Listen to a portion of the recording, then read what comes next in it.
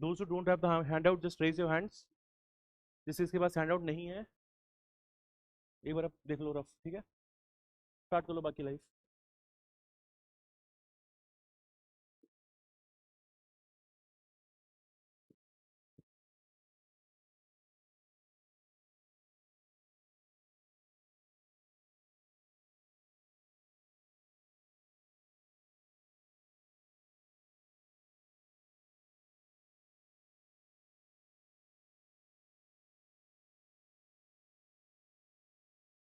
Okay, good morning to all of you. People at the back, able to hear? Okay. So today, as a part of our VAJRA classes, we're going to continue with international relations. Previously, we've had classes on social justice, governance, 2 classes on polity, and today's class is on international relations. Okay. Now, we will be going through the class, but before that, I'll just give you an overview. If I look at IR, how many questions do I get in GS2? We'll be getting 4 questions. 2 of them are 10 markers. 2 of them are 15 markers. Second thing is, if I look at the recent trends, there is a shift in the nature of questions they're asking you. Of course, the questions will be heavily current affairs oriented, but they are now no more asking you questions direct on bilaterals. Okay, so there is a change that we are seeing. Okay, for example, questions like how West is looking as India almost as a counter to China. Last year there was a question on decline of globalization.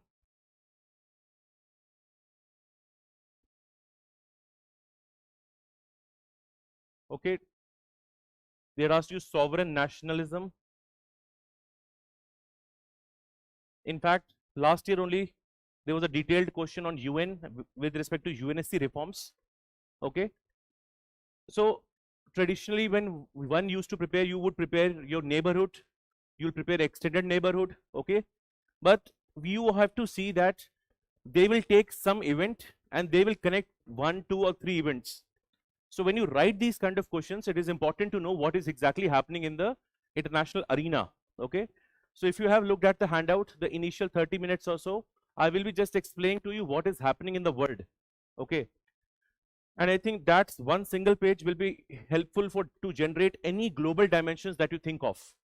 Okay, then we move into the basics of foreign policy, how foreign policy has evolved, and we will see a question that is continuity and change in Indian foreign policy. Okay, and then while we do neighborhood, but our focus will be not just that India and Nepal relations. If I see India-Nepal relations, I also have to see it in the context of China. I also have to see in the context of domestic as well as regional spheres that is there, right? There is a change, so that is what we are seeing. In fact, this year, one of the very expected questions would be the fractured international order. Okay, so these topics again we'll be looking at. Now, for the topics, I will be giving you certain frameworks, especially to help you to write answers in IR. Now, this will depend topic to topic. For example, how to write a question on bodies, what are the things to focus on. Similarly, if a question comes country specific, which dimensions to think of, etc., we will be seeing. I'll also be telling you India's policies. For example, we have Gujarat doctrine, neighborhood first policy, Sagar doctrine, Mahasagar doctrine. So how to use the framework, etc., the policies and the keywords and integrate them into an answer, right? We will be seeing this. After the class, I would want you to make a separate list of the keywords that I'll be using, right? Some of the keywords are there in your handout itself, but additionally, if you want your answers to stand out, okay? For example, in the very first page itself, I will be telling you about China +1 strategy, terms like friend shoring, moving from multilateralism to minilateralism. Okay, all these are keywords for us, right? Keyword gives an impression that you know the subject. Okay, we have to give this impression, hai na? Right, regardless of how well we know it, but if the examiner gets to have an idea that we know the subject, our job is done. How do we do that? We do it via keywords. So make a separate list of this, right? You can keep on adding to it. That is one. So this is something that we will look into. Now, the major topics I'll be covering in today's class, but again there is one current affairs class. So there are some topics which you would not find in this document. Let's say G20 or BRICS. Okay, the recent happenings of Israel-Iran deal that has just concluded, for example. So there are few miscellaneous topics, okay, which will be a part of the current affairs class also. So when you're watching this class, today's class, so one is whatever topics I'm doing, they will be covered, but some remaining topics will be covered in the PA class. So when I'm almost at the end of it, I'll tell you which of the topics would be covered there. Okay, so that will give you an idea. But broadly speaking, let's say if you don't have any consolidated source, you are going to write your exam, right? Whatever efforts we'll put today, ठीक है?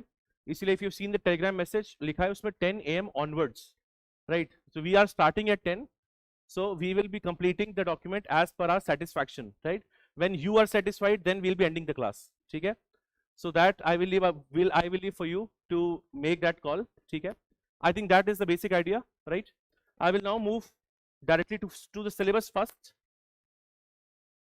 Okay, and again, because the last class we had taken, telegram was not back. Now the telegram is back. So the initial part of this class is just on YouTube, the very first section that we have, so that people who have joined in are also aware. You have a separate WhatsApp channel that we have created, and there is a telegram channel. Please join both of them. Okay, the moment the first section of the class ends, we will be joining via new different link. Okay, and that link will be posted in the telegram channel. This is again to make you aware of, let's say, how to join, the links, etc. That is one. Again, those who are watching this on YouTube, two small announcements for you. Those who are preparing for 2027 for a comprehensive mains preparation, prelims preparation, you can look into the Brahmastra course. Second, those who are going to appear for 2026, some subjects are scattered.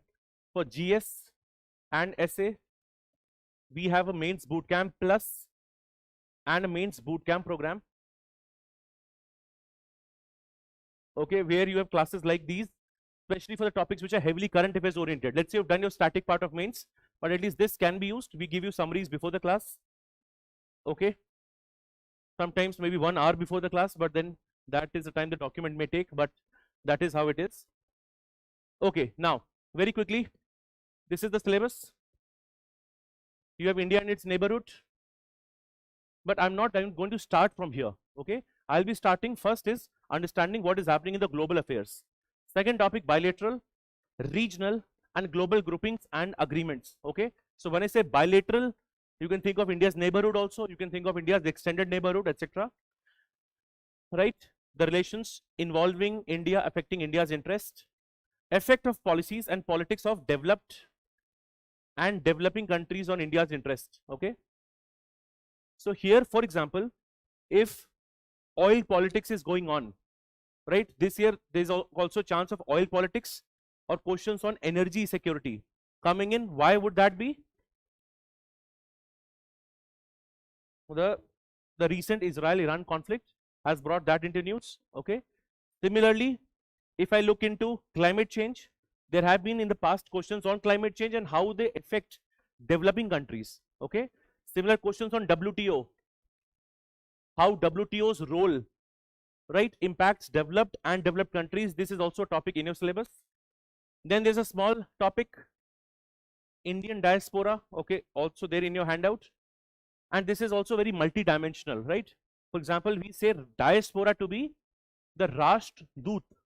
Okay, so here the diaspora plays an important role in political lobbying, right? Cultural ambassadors, they bring in capital, remittances. Okay, so there is an impact. We'll also see what is the impact of diaspora. And in the recent times, when you look at India's neighborhood first policy, there is more focus on the diaspora front. So that is also one. Last topic here, international institutions, agencies, forums and their structure and mandate. Now, if you go for each institution, Okay, this list will never end, which is why take UN as a base. Whatever problems UN has, which also we'll see, can be applied to other bodies also. For example, if I know UN well, the UN may, there are administrative issues, there are financial issues, issues of capacity building, etc. Similar issues are also found in UNESCO, similar in WHO, similar in IMO, right? So what is IMO, by the way? International Maritime Organization, right? So here all these bodies, for example, if I know core, some of these bodies you have done in prelims, okay? That International Maritime Organization talks about shipping, okay? Global maritime movement. If I know that cause, around it I can create an answer, okay? So in some things frameworks will be useful in some of the topics. Other than that, this is a syllabus. Some things are not explicit, but some topics I've added deliberately so that you are able to understand that how some of these things operate and work, okay? Now, the section or class is divided in almost 5 sections, starting with foundations of foreign policy. But before telling you foundations, I would also have to tell you about the very first thing, and the very first topic that we have is the word order transition, okay? This we are seeing in two ways. There is one circular kind of a diagram, and then second is a mind map which summarizes whatever that you have, okay? Now, for them, I will be giving you certain keywords, right? There is also deliberately a blank page given. You can add anything extra that you have, but this one page will take some time so that you understand what is happening in the global affairs, okay? Now, what we are saying is the word order transition.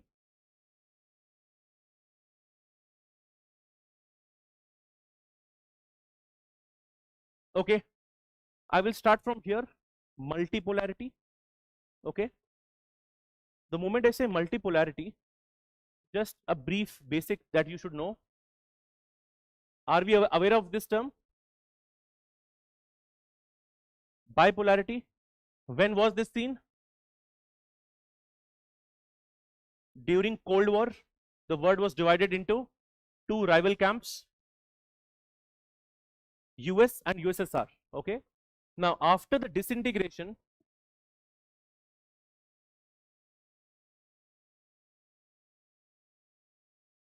this was brief, and especially after the disintegration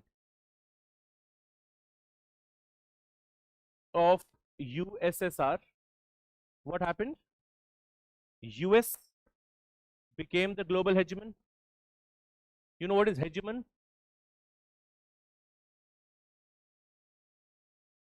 How would you define hegemon? In Hindi, what would you say? What is hegemony? Dadagiri, right? So what is a hegemon? A powerful player who enables commitment to rules-based order, right? So US was a global hegemon, but I have written the word brief. That unipolarity was there, but it was for a limited time. Why is that? The reason is US will also face challenges. And the biggest challenge, for example, when did disintegration of USSR happen?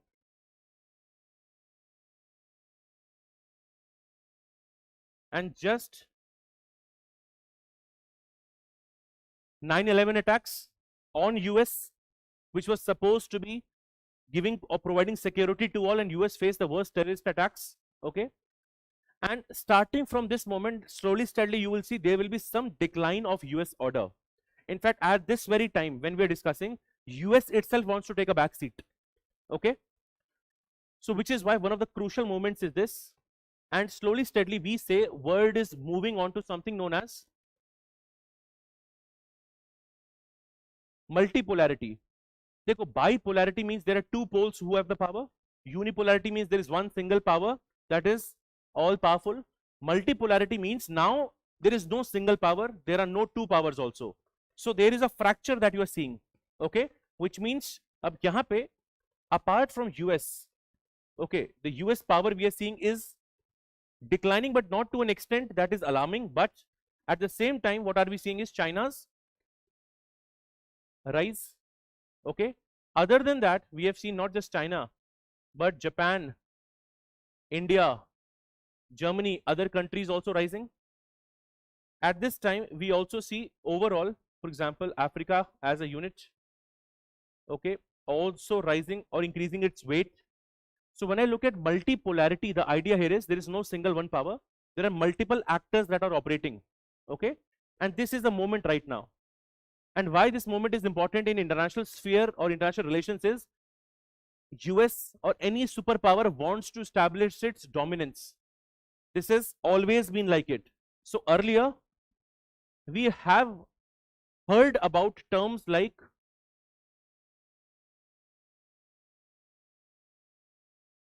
Pax Americana. Pax Americana means the dominance of US. Before that, there was a term Pax Britannica. Pax Britannica was the dominance of Britain, right? In the recent times, we are seeing the rise of another term that is known as Pax Sinica.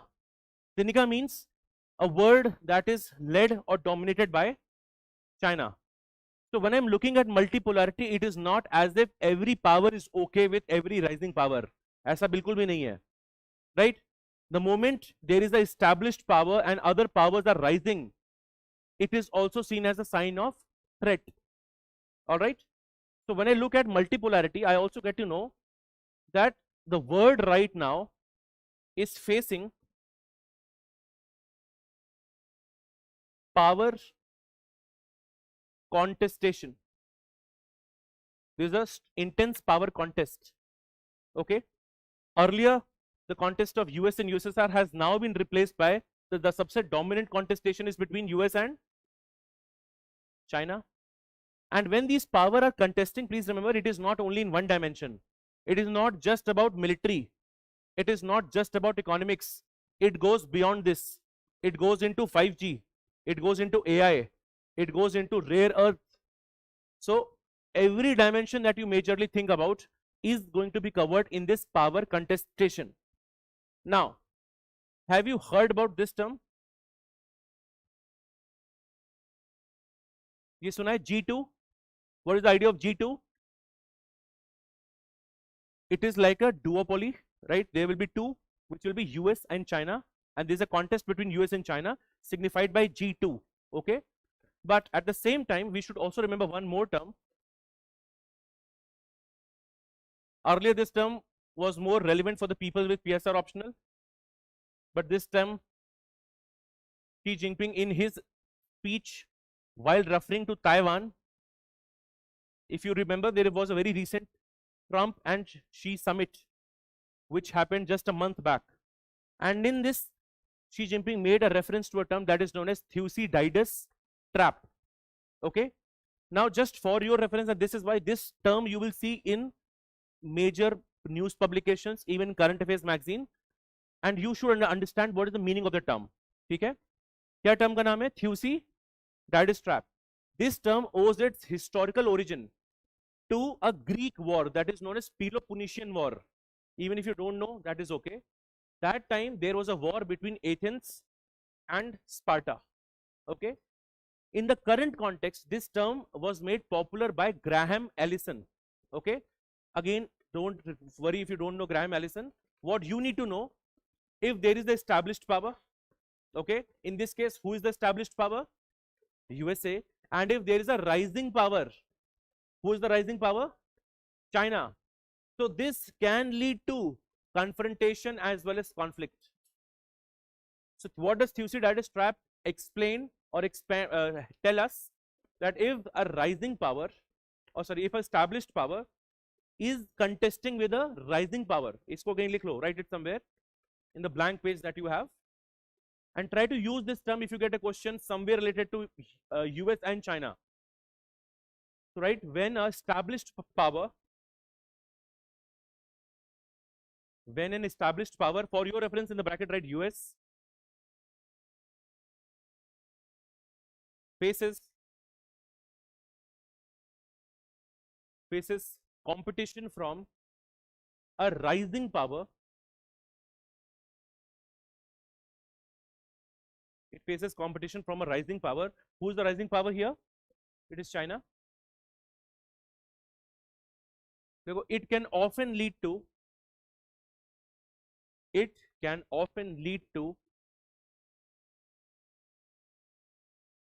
war. It can often lead to war.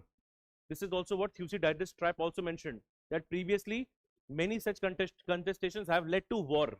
So the current scenario, when you look at US and China, आपको क्या दिखता है? You see trade wars happening. Why are trade wars happening? Trade wars are also to assert dominance. Who actually rules the world? Who has more might? So it is not just that there is the trade imbalance and US or China want to apply tariffs. There is a reason deeper than that. Okay. So if I'm looking at the issue is power contestation, right? So one of the things that we see is US and China. Now, are US and China fundamentally different when it comes to their polity? They are, right? US is a liberal democracy. China is it's a communist regime. So that is different. Their economic model is different. So when there is a fight of power, it is also about whose model of development is better, right? Whose political model is better. So that is why when we look at power contestation, it is not just about if you have more military or not. It goes into other dimensions, which means the form of government, even the model of development. It can go even into, if you know terms like hard power, soft power. What is hard power? The hardcore military power, right? Economic sanctions किस में आएंगे? Hard power, soft power. बताओ. Economic sanctions, again hard power. So hard power is military plus economic. What is soft power? Now one of the, and culture, it can be culture. Okay, again the way of life, I should say the philosophy, which means what we wear, what you eat, Hollywood, Bollywood, etc. So the point is, when there is a power contestation, right now between US and China, the fight is not just about who has more hard power or soft power, but it is also about the form of government which is better, and even which model of development is better. This is one of the contestation happening right now. Okay. Now when you look at China, ठीक है, second line लिखेंगे, write a second line separately. देखो, India wants a multipolar Asia. India wants a multipolar Asia and a multipolar world. India wants a multipolar Asia and a multipolar world, which means India does not have a problem that in Asia, if some other countries are rising, similarly, it does not also have a problem if other countries are rising globally also. But does China have the same vision? No. Likho, whereas China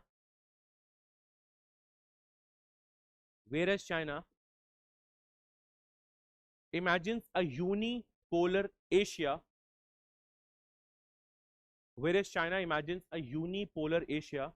in a multipolar world. And for China, multipolar will also be with star mark, है ना? जब तक multipolar है तब तक. Now for this, please write one more term for China. This term also you will see in normal editorials.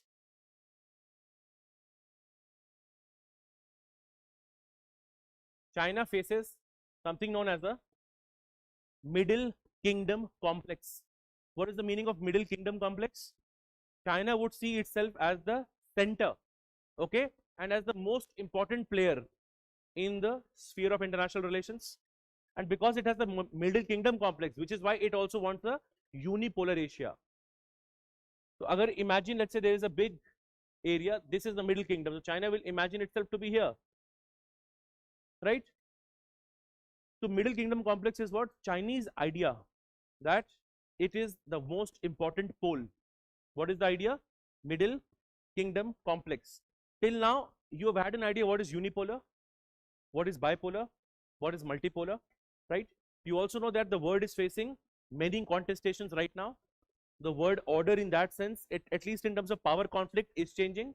We're able to understand that, fine. And I've told you two more terms. One is Thucydides trap, and second term is Middle Kingdom, right? You know Pax Britannica, Pax Sinica, Pax Americana. So whenever a question is based on, for example, that the word or America and China are fought in a context, try to use these words, right? Instead of simply saying that China wants to rule the world, it is better you write China aims for a Pax Sinica, okay? In current affairs, maybe you've also read Pax Silica. What is Pax Silica? Hmm? What is silica? SILICA. I'll be coming to it, but just remember there is also something known as Pax Silica. Okay.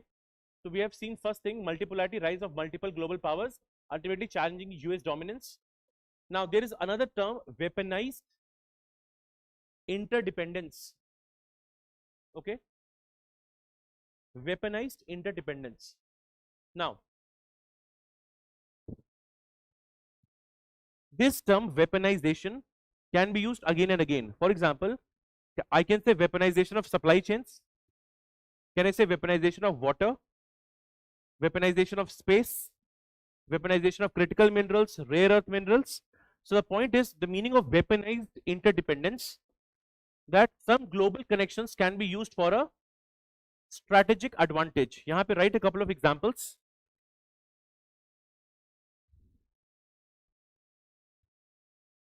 इसमें write first the example of COVID-19.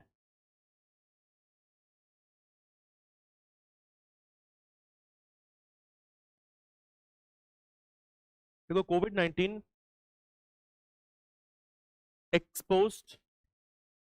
COVID-19 exposed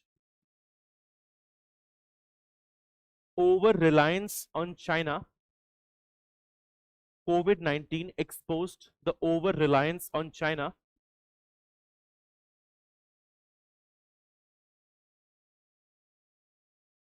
in terms of supply chain, in terms of supply chain.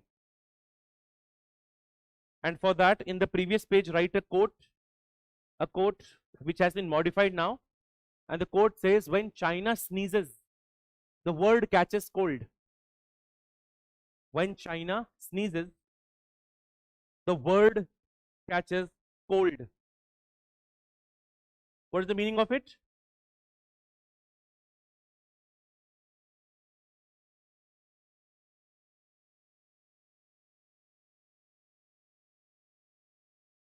Which means things are so interconnected. Anything that is happening to China, which tells you that China is very much integrated into the system. Yes or no? Right? So this is one example. And when I say weaponized interdependence, what can happen? Some countries can come together and they can block the other countries, let's say, from accessing resources. So their idea is weaponized interdependence. Okay. The use of global connections. So which is why if you see right now, India is also diversifying its supply chain. Over reliance on one country is never a good strategy. Can I say this? Because anytime if that gets weaponized, that leads to more and more problems. Okay. Another thing is, when I say interdependence, despite US and China having tensions, why are they still cooperating? Main cheez kya hai? Interdependence. Okay. US has a huge dependence on rare earth minerals, etc., and critical minerals, especially when it comes to China. So even if the country's relations are not as good, they are still going to be having dependence, right? People just raise your hand, those of you who want the handout. Hana? Okay. Next is, you see minilateralism, right? The moment you see mini, what is the idea here? That smaller groups of coalitions are getting formed. Okay, write the example AUKUS, AUKUS, AUKUS. For example, I2, U2, Quad. These are smaller and these are issue specific. So smaller issue specific alliances, right? Now, how many of you are aware of Quad? Quad has how many countries? Of course, 4, but which one? US, India, Australia, and Japan. Okay. I2, U2 में which countries are there? India, Israel, USA and okay. This is there. Next come to is climate diplomacy. Climate and energy issues are shaping international relations. When I say climate, यहाँ पे you can write a couple of examples. First you can write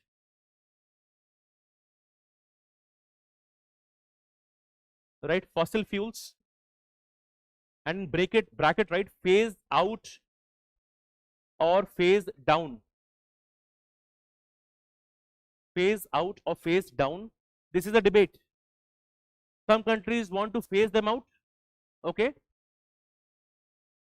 Which developed countries will want to do what? Phase out. What is the meaning of phase out? You will end it. What is phase down? You will reduce it. So developing countries are more dependent on fossil fuels. They still have more reliance on them. So they will want to reduce it, but not to eliminate it. This is also a challenge which happens. Okay. Second, when you look at energy, in fact, climate and energy, always remember, impacts global south more. You know what is global south? Kya hai global south? Again, the more developing countries, limited resources, any issue, be it disaster, climate, energy, they will impact global south more. The Russia-Ukraine conflict impacted global south more. The Israel-Iran conflict impacted global south more. How come? They don't have energy diversification. Second, a lot of their people are living in these areas. Third is, if there is inflation going on, their purchasing power is not as high. So my point is, these issues, they impact global south more. चाहे वो climate का issue है, or it is the issue of energy security. Both of them impact global south, right? This is there. Next, this now you know great power rivalry. ठीक है, सबसे बड़ी rivalry अभी कौन सी है? Okay, of course, you can also mention the US-Russia one has subsided for now. Russia again engaged in a conflict. Okay. Now, out in this, the most important term here is liberal order crisis. The liberal order is in a state of crisis. Okay. Weakening of international institutions. Now, I need to give examples why is this happening. Okay. What are the points?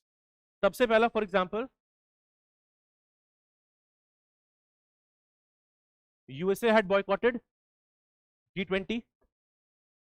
Again, US exit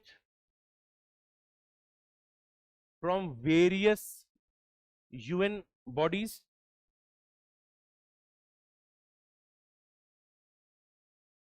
In fact, US says something known as a America first, or I should say MAGA. What is MAGA? Making America great again. And again, I'm not limiting my answer only to US. I can also bring in the issue of Brexit. Liberal order is in crisis because we see some elements of globalization, increasing protectionism. Okay, and I can also see xenophobia.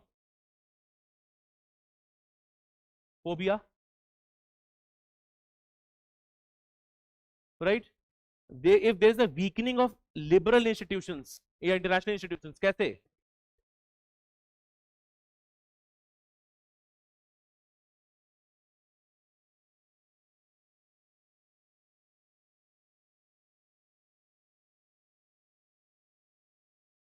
This is a UPSC GS2 mains PYQ. Question था, too little cash and too much politics. And then the question was related to UNESCO, and it had mentioned that UNESCO has had a anti-Israel bias.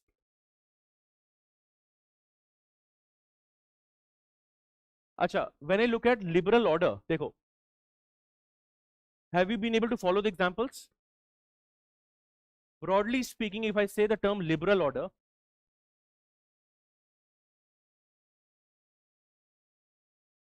first of all,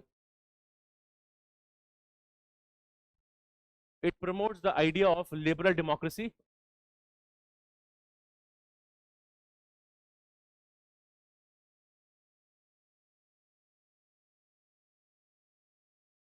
Rules-based order.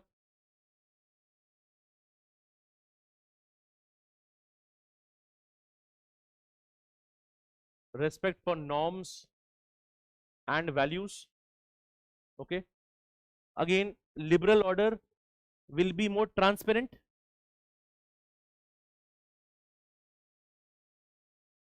It will be based on consensus, right? This is how this order is. But क्या ये reality में है? नहीं. Right now, liberal democracy is facing a huge threat. Why? सबसे पहला,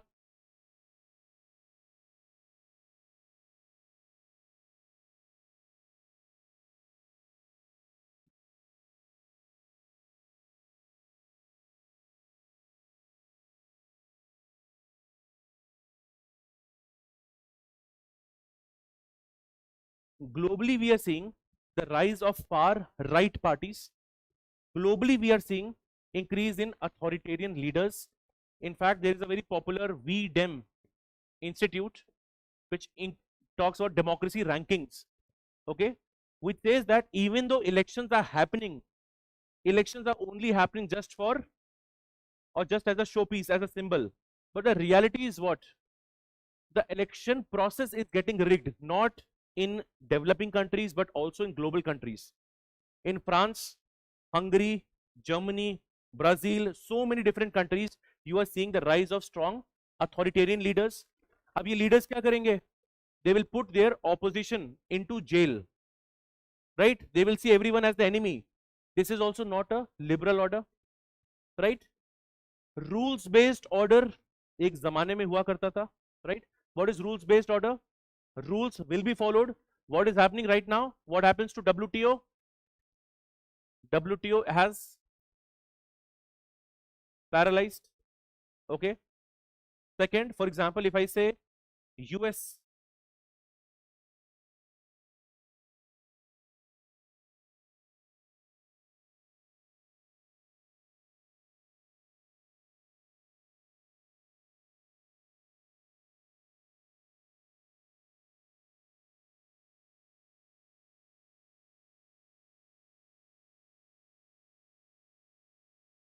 now all these three actions of US, including many other actions, show that they don't themselves adhere to rules based order.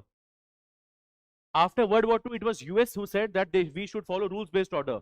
For that, they had created institutions, right? Abhi kya hai? US, for example, Donro Doctrine. What is Donro Doctrine? US intervention in which country?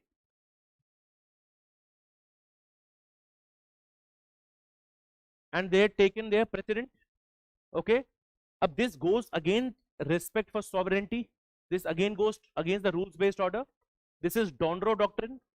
Similarly, US actions on Iran, okay, also in that sense do not signify a rules based order. US has resumed the nuclear testing, which goes against comprehensive test ban treaty, right? So rules based order is crumbling. Next is respect for norms and values. पहले क्या था? You wanted the respect for human rights, peace, okay, so many things. For that there are different institutions. Now US has exited from more than 30-40 institutions. The US exit has happened, okay. Another thing that we say earlier, US, Europe, overall West, they were supporter of globalization. What is globalization? Movement of people, capital, ideas, okay. The world became a global village. Things were fine. Why? Because they were able to get cheap labor. अब recent times में क्या हो रहा है? With the rise of strong far right authoritarian leaders, they know that their vote bank talks about cultural nationalism, for example. So what will they say? That we will move the foreigners out, outsiders out. इसको बोलते हैं xenophobia भी. And slowly, steadily, it is not just US, but we see even Europe, some countries resorting to something known as de-globalization. So WTO, champion of globalization, is now moving back against globalization, right? So if I look politically, there is a change. If I look economically, there is a change. And if I look socially, what is the aspect of social? That the minorities, the refugee crisis that is happening, okay? All of that has gone for a toss. This exact order was getting preserved by US and the West, and now specifically US is the one which is almost changing this order. अब समझ में आ रहा है what is the liberal order and what are the examples I gave you? So in fact, if I say transparent होना चाहिए, consensus होना चाहिए, so many times you will see the actions that are arrived, okay, are absolutely opaque, right? US, if it wants to strike a deal, things are not very public. In fact, it's US, the Trump will announce on Twitter, and the other countries will say, नहीं ऐसी कोई deal हुई नहीं है, right? Second, is there a consensus based approach? No, you see more of imposition of your values. If I look at liberal democracy is declining, rules based order crumbling, respect for norms and values has gone down, right? Abhi bhi again, if you look at very specific examples, the sinking of the Iranian, the Iris Dana ship goes also against respect for norms and rules based order, right? Similarly, transparency or consensus based approach is also on a decline. Can I say this? Right? So, liberal order in a crisis. Last 2 points equally important. There is influence of technological advancements on the global power. Which advancements have happened? Now think of Industrial Revolution 4.0, think of 5G, think of EVs, think of AI, right? So technological advancements have happened. Now, can you tell me how technology impacts geopolitics? Can technology impact geopolitics? Right? Chalo, somebody said cyber warfare can be a good example. Yes. Space can also be, right? Space is the new frontier of war, I can say. Or koi example?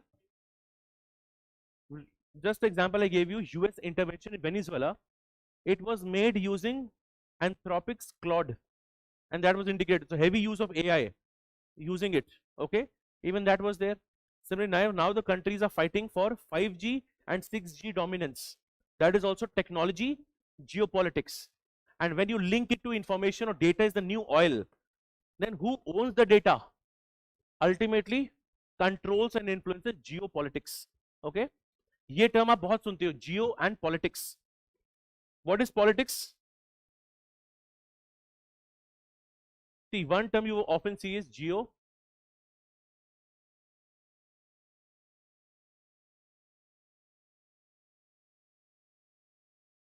Now, in both, root term is geo. Geo means based on geography. Whenever the term strategic will be there, for us the meaning of strategic is two things.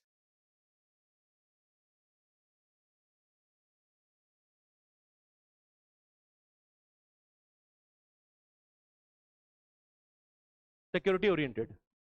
So if anything happens in India's neighborhood, for example, if there is a change of government in India's neighborhood, it is also geostrategic for India. 5 years, 2 years, 3 years, 7 years down the line, will it impact India's security? If a Chinese ship is seen in Indian Ocean region, it is not just a simple event for India. It can also become a security dilemma for India, right? So when I say the term strategic, it is long term, it is security oriented, right? Whereas if I say the term geopolitics, what is politics in general? Sharing and shaping power. In some cases, geography can also determine geopolitics. So, abhi very shortly, I will tell you the new reason that is in news. Arctic. Now, in environment, you read about Arctic amplification. What is Arctic amplification? Arctic is melting at a faster rate as compared to other parts. If Arctic ice is melting, what will happen? More and more areas are available for exploration, right? Now, of course, they can be polymetallic nodules, right? They can be scientific exploratory research. So this means more countries will be interested. जहाँ भी economic benefit है, there will also be political benefit. Who actually has the power over the area, what a treaty is, etc. So which is why when I look at politics, it is talking about power. And remember, these two terms are not mutually exclusive, they also overlap. In geostrategic, the main focus happens to be more on the security. In politics, it will be about, broadly speaking, right? It can be about connectivity, interdependence, economics, security, culture, many aspects can be there. Okay, so technology has been a new domain. और ये एक important point है, last, the rise of global south.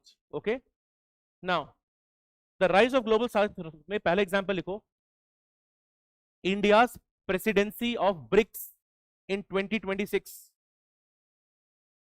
India's presidency of BRICS, BRICS, BRICS in 2026. Second example, right? AU, that is African Union. African Union became a full member of which grouping? G20.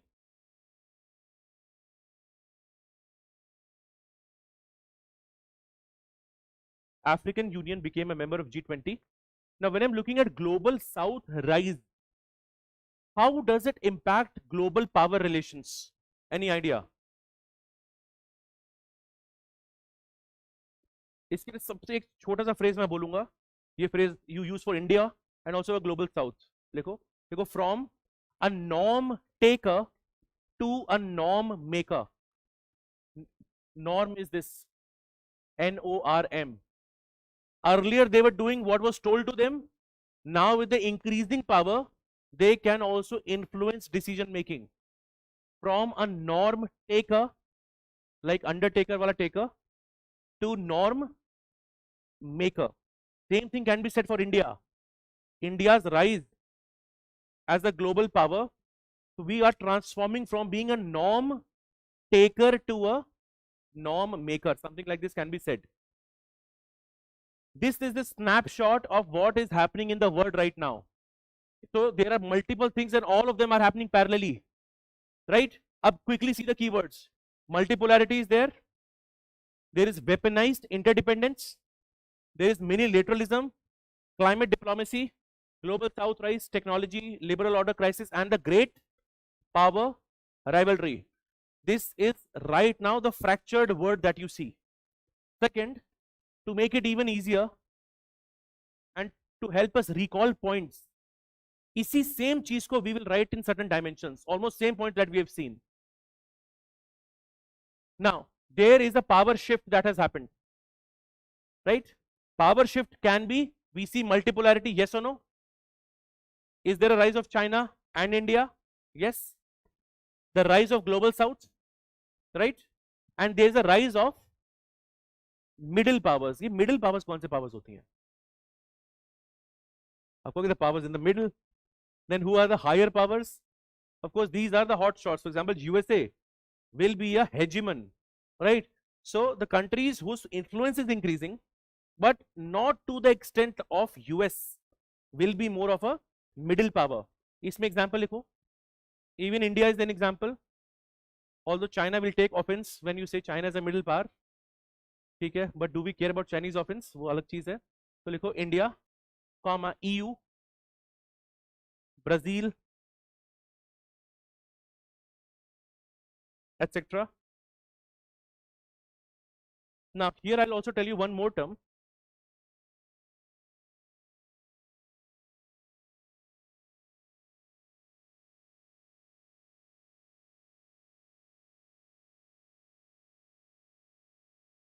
There is something known as a revisionist power.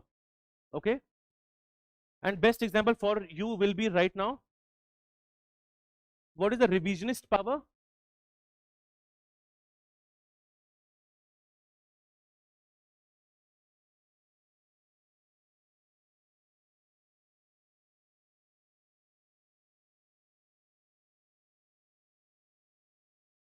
till now there have been two very prominent known revisionist powers. One was,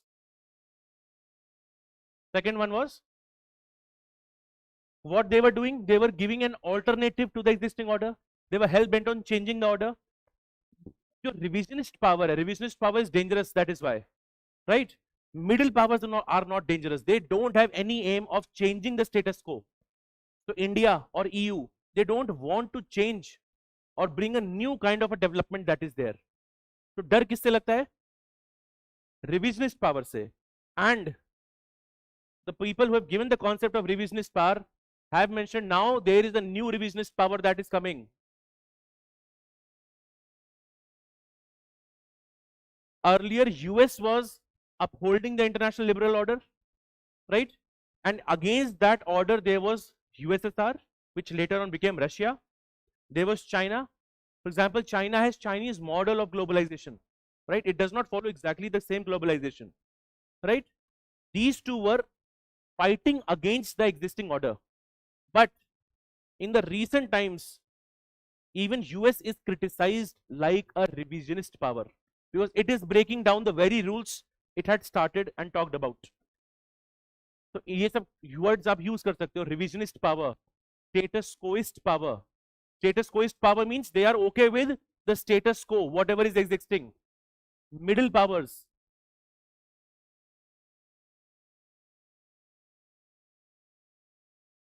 अभी जितने हमने example देखे, right? USA's use of Donroe Doctrine, intervention, okay? Earlier examples of interventions in Iraq, Afghanistan, and the most recent example in Iran. Again, US resuming nuclear testing, going against CTBT, USA exiting out of the Paris Agreement and so the agreements. So USA in that sense is also going against the liberal order it had established in the first place. Okay? So even this can be there just for your reference. Are you able to understand what is the power shift? Yes. Middle power, because EU's weight is increasing, right? Middle power is any overall region which has now a increased reference. Earlier EU was ignored in general. Because the moment World War ended, EU as a bloc, aap socho, the reconstruction of Germany had to happen, Italy had to happen. So some time actually went in reconstruction. Uske baad, EU focused a lot on economics. Later on in the recent times, now it is also focusing on security. Okay? So when I say EU as a middle power, it means EU also has a role to influence. It is not going to change the order. But the issue is EU is not as strong as the US. Okay? Yeah, the major power, right? Now there's a security shift going on. There's the Russia-Ukraine war. Okay. अब यहाँ पे write a couple of terms. You may have read this term also.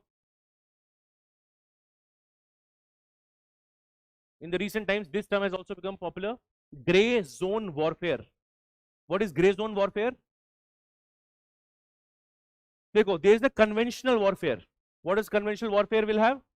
The use of force, proper military, right? And then second war is what? Unconventional warfare. Between that you have a gray zone warfare.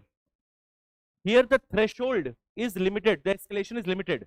So gray zone warfare will also have in elements like cyber, even elements like misinformation, and also some elements of proper warfare. But it is in between. It is not a total conventional warfare. So even this security shift we are seeing sometimes.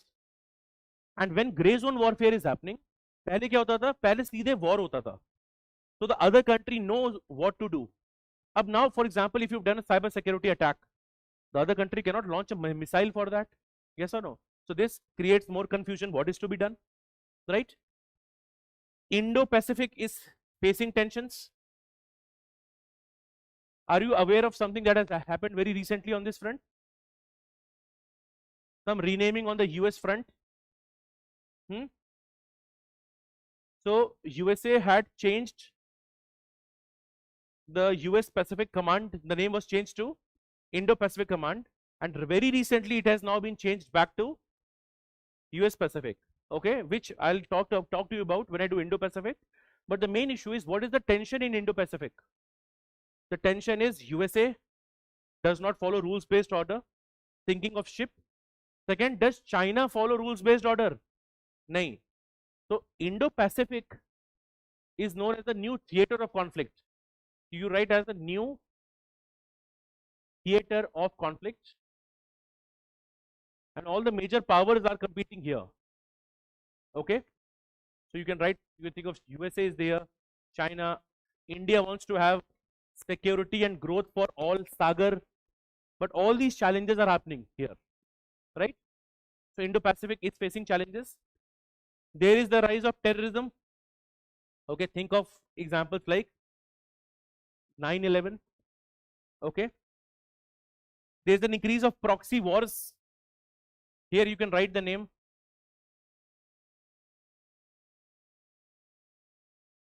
Axis of resistance.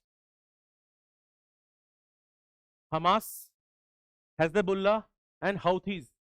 Where is Hamas? Right, the Gaza area. The second H. Hezbollah is in Lebanon. Houthis are in Yemen.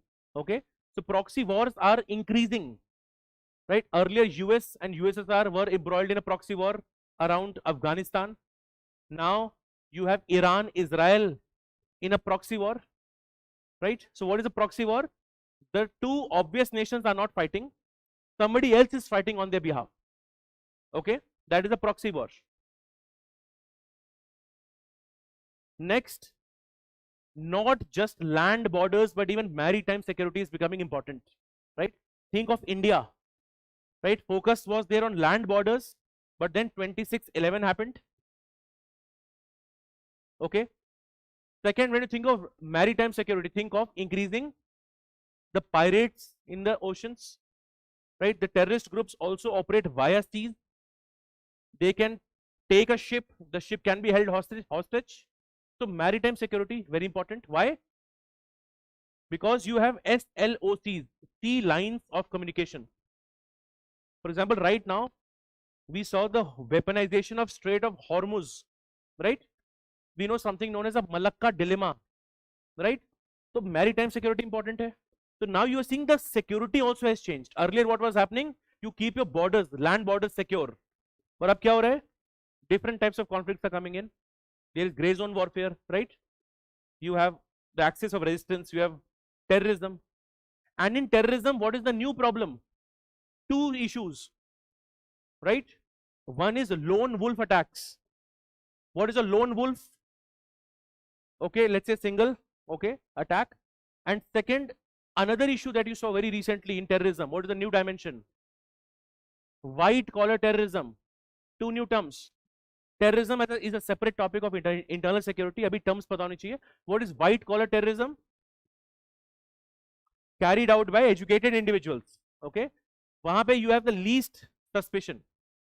So white collar terrorism, new phenomena. Second, lone wolf attack, new phenomena. Right, next, planetary shifts. Ab here we are talking about climate change. We are seeing clean energy. Arctic route is what I was telling you. Right, Arctic becoming the new frontier of conflict. There is the migration crisis, and again remember, migration crisis is going to be a resource crisis ultimately. Now put migration crisis into the decline of liberal order. Right, there are big countries like Germany, France, they will say we will have all the refugees. But if you look at Mediterranean Sea, right, you have pigs countries, and iske upar hote hain alag countries, Portugal, Italy, Greece, Spain. And with the rise of authoritarian leaders, with the rise of far right, what they will say? Bye bye to refugees. Right, you're not allowed, we don't have enough resources. But if you look into deeper side, ye problems kin ki hai? Who has created most of the refugee problems? They are because of the colonial powers. Right, the issue, let's say there was a Balfour Declaration. Suna humne? Balfour Declaration, you also read this in your word history. Write it somewhere, write it in 2 or 3 lines later on as a homework. When you read your Israel-Palestine issue, you'll also read about the Balfour Declaration, very old, and you'll understand the root of the problem goes back into the British problem, right? So the point I'm saying is migration crisis is happening, limited resources are there, this is a challenge. There is the economic shift that is happening, right? अभी चारों keywords important है आपके लिए. One is de-globalization, which is the opposite, which means what was globalization? Movement of people, capital, ideas. अब उल्टा हो जाएगा. There will be increased protectionism. We are also seeing examples like carbon border adjustment mechanism, which is referred to as green protectionism.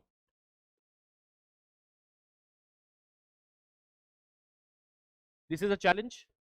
Tariff wars are happening. Even though Xi Jinping and Trump have met, it is only a small truce. The tariff wars have not ended, right? So tariff wars. Now, if tariff wars are happening, what does it tell you? It tells you again rules-based order is not being followed, because WTO was created to ensure free and fair trade. But if tariff war is happening, it means WTO is not functioning, right? Next, there is now a focus on supply chain resilience. That is why I gave you the example. When China sneezes, the world catches cold, right? It means everybody was so dependent on China. What is now happening? Focus is on supply chain resilience. Again, focus more on diversification. Last, one more important keyword, friend shoring. What is friend shoring? Leaving your friend at the shore? No. What is friend shoring? From the name only you will understand that cooperation with, you can think of like-minded or certain friends. So this is a very much issue specific small coalitions that can be created for the work to be done. That is friend shoring to be done, right? In fact, economic may last also we saw the rise of minilaterals even in economic. So instead of WTO talks about all the countries. There are small millilaterals coming up. There is a rise of FTA. There is a rise of PTA. You know PTA? And if you see in the recent times, so many FTAs are in news. India, Australia, FTA, right? India, New Zealand, FTA. India, EU, mother of all deals, right? So don't you see a rise in FTAs? But you don't see a rise in a global agreement on trade. That will be difficult. So there is a rise of minilaterals. There is a rise of preferential trade agreement, and what is FTA? Free trade agreement. Okay? This is the economic angle. You should know in which dimension. And if you see, the reason to go in this much of detail is questions are getting asked on this front, right? So you will know what are the changes are happening. In fact, we'll also go one step beyond. How can India, what should be India's approach in a fractured world? India ko kya karna chahiye is also something we'll see. Fine. Last is technology shift. You have AI, semiconductors, cyber, space, critical minerals, and there's a race for these also going on. So when you now look at global affairs and now you look at global geopolitics, almost a snapshot in front of you is this, right? So in the exam, you have to focus on these keywords. Most of the points will come to you if you have read your document well, right? So this is why I'm showing you two manners. One is overall what are the main points that are happening, but I can also bifurcate and segregate it into economic, technology, power, security, and one more is planetary. This is roughly the points that you have. Fine. Now your question can also be, how do I recall my document? Okay. In this, the best thing is whatever headings are there, okay, make an index of the headings, right? And then you try to recall, because if you have to recall, how do I say word power transition or word order is fractured? What points are you able to recall, right? And you can have your own way. It is not necessary that you will start directly from weaponized. Maybe you do go to multipolarity, from there you go to great power, and then you have a linking of points. Okay? So in IR till now we have just seen the first page, right? And this again is an overview. What is the overview? And all these terms in some bilateral relation will also come. in global issues also will come, right? So till now what we have understood is the terms, the transition and the terminologies. यहाँ तक समझ में आ रहा है? ठीक है? Now, just to put you in a slight spot of bother, ऐसी दुनिया में how does Indian foreign policy survive? In such a cruel world, how does Indian foreign policy survive? The answer to that you will get in next 20 minutes. बताओ. Somebody saying balancing approach, ठीक है? How long can you balance? Is there a limit to balancing or balancing can be unlimited? पीछे हाँ, somebody was saying strategic autonomy, ठीक है? और कुछ? There are some keywords which we will ingrain in our mind, ठीक है? If you want to sound cool in IR, what is the keyword? Strategic. Strategic के आगे कुछ भी add करो, you will, and I'll show you at least 20-25 variations on this, ठीक है? The first one like we saw is strategic autonomy, ठीक है? After 4 hours we'll take a strategic break, ठीक है? चलो. Yeah. So my point is simple. How does India survive in such a fractured world? It means it depends on Indian foreign policy. So we need to know what is foreign policy. We need to know what are its objectives. And we will have a very quick evolution of foreign policy that has happened. Fine. And then again I will ask you the question. What changes have happened in the foreign policy? Remember a polity class. In the polity class we had said Indian constitution at 75. Same question we will have today. How do we see how has Indian policy performed in the last 75 years? What is the best framework? Some things are consistent, some things have changed. Fine. Now, let's come to foreign policy, second page that you have. The very first definition of foreign policy. Now, it has various things. सबसे काम की चीज क्या है इसमें? सिर्फ एक keyword, right? Foreign policy is the external expression of a state's national interest. Now this can be shaped by various factors. It can be geography, history, economy, security, leadership, etc. But the most important keyword in foreign policy is what? National interest. Now write an even simpler definition. लिखो the core objective of foreign policy, FP. The core objective of foreign policy is the preservation of national interest. If you want, in the bracket you can write the core objective of foreign policy is the preservation of national interest. Morgenthau, right? He is regarded as the father of realism in international politics. So very authoritative definition is this. Almost everybody will almost have some bearing of this definition. Morgenthau. TH जरूरी है वरना Morgenthau हो जाएगा, ठीक है? Morgenthau is there. So he spoke about what is the keyword? The core objective of a foreign policy is preservation of national interest. Now, you have also heard a quote many a times. US has no permanent friends, no permanent enemies, only permanent interests, right? And this is something that is often used in international relations. I can say US, but in general you can also write somewhere, right? A country has no permanent friends or permanent enemies. A country has no permanent friends or permanent enemies, but only permanent interests. No, not Kissinger. There is another scholar, but abhi you don't need to know that. Kissinger actually had rephrased it later.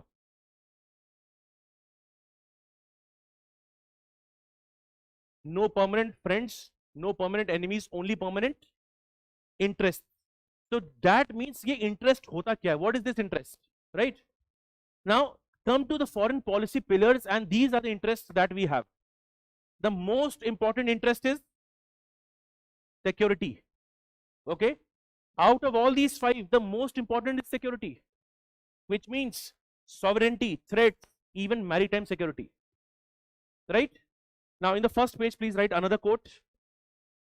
Again a quote attributed to realism but will be helpful. Likho, happiness has many roots.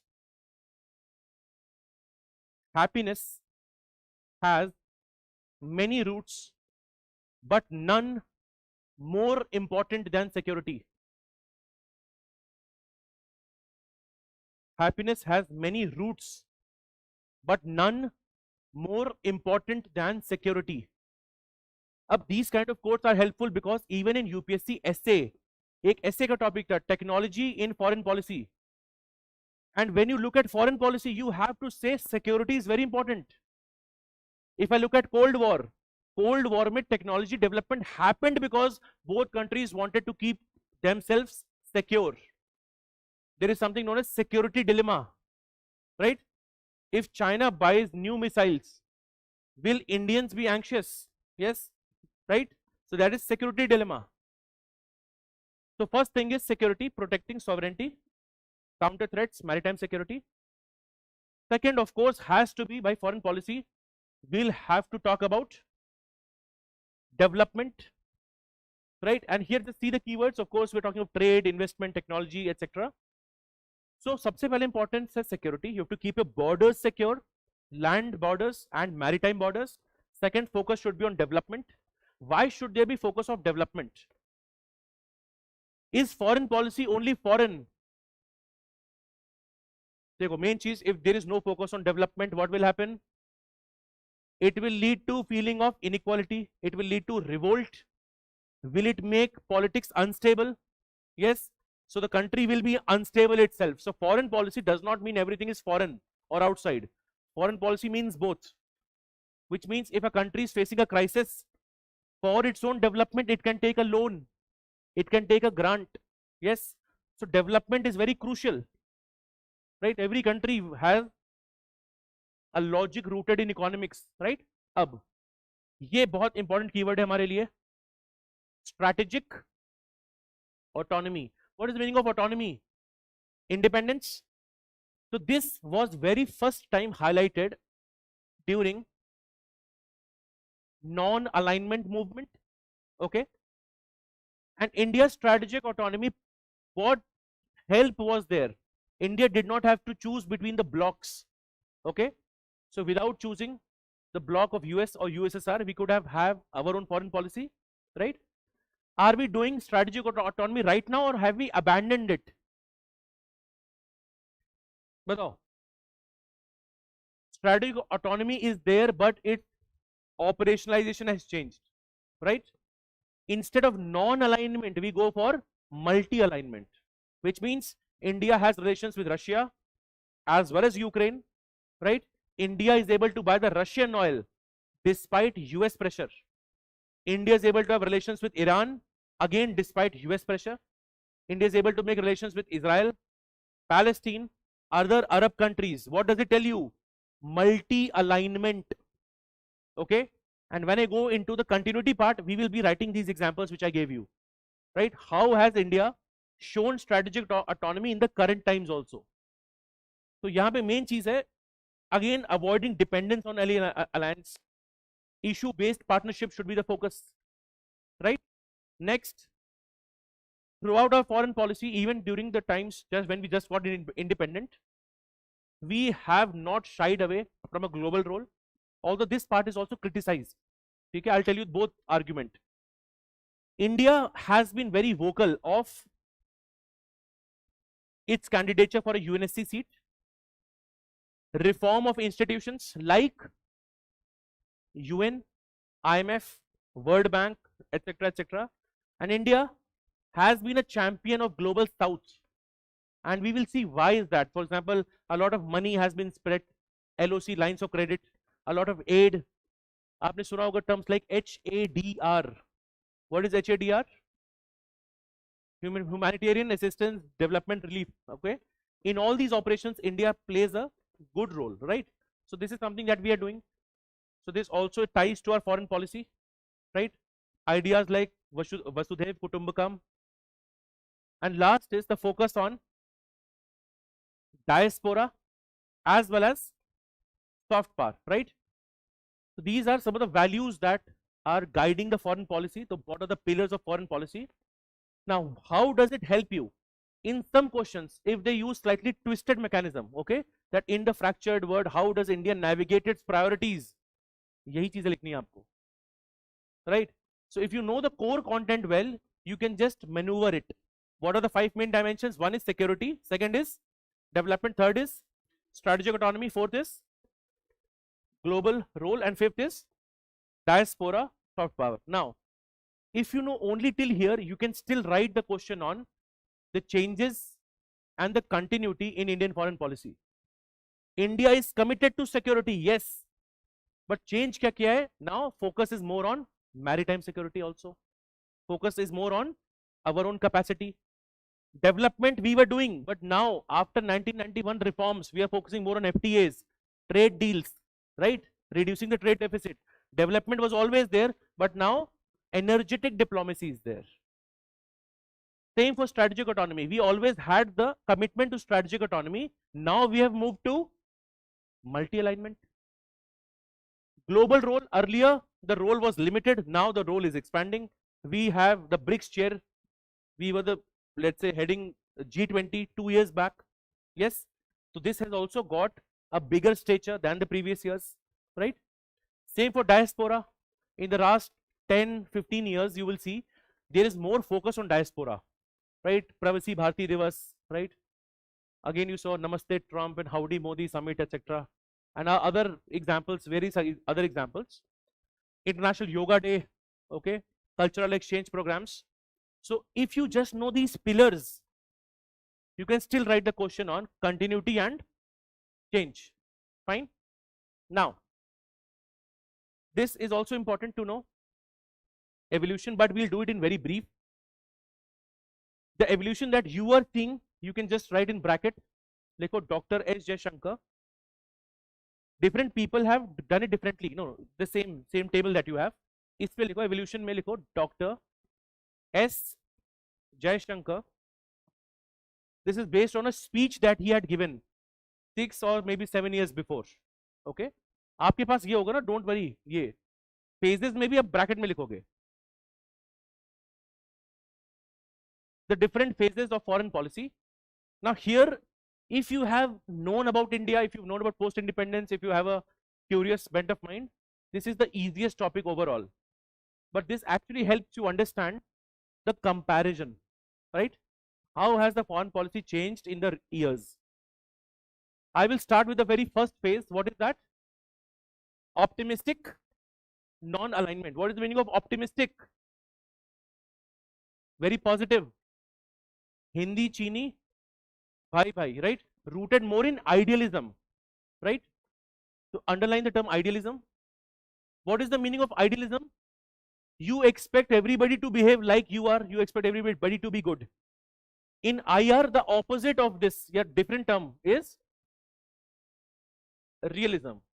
This is based on understanding of human psychology, on how power operates. So we will see realism, but only after we had the 1962 war with China.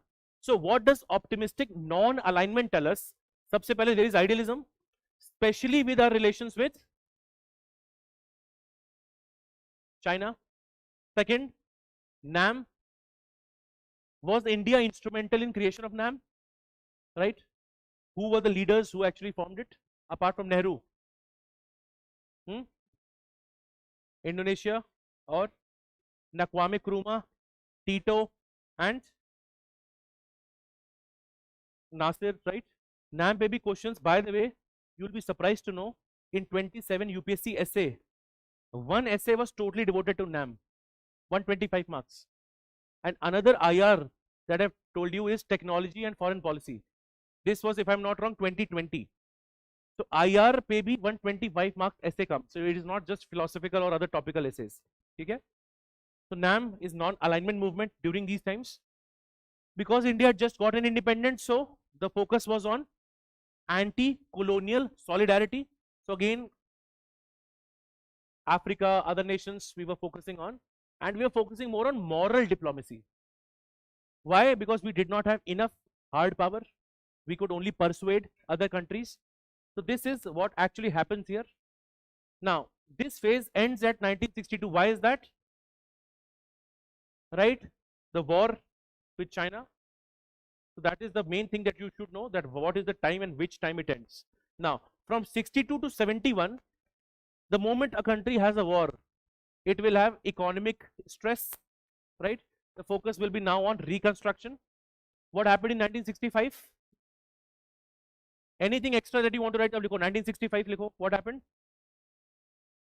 with Pakistan? And what happened in 1971? The liberation of Bangladesh.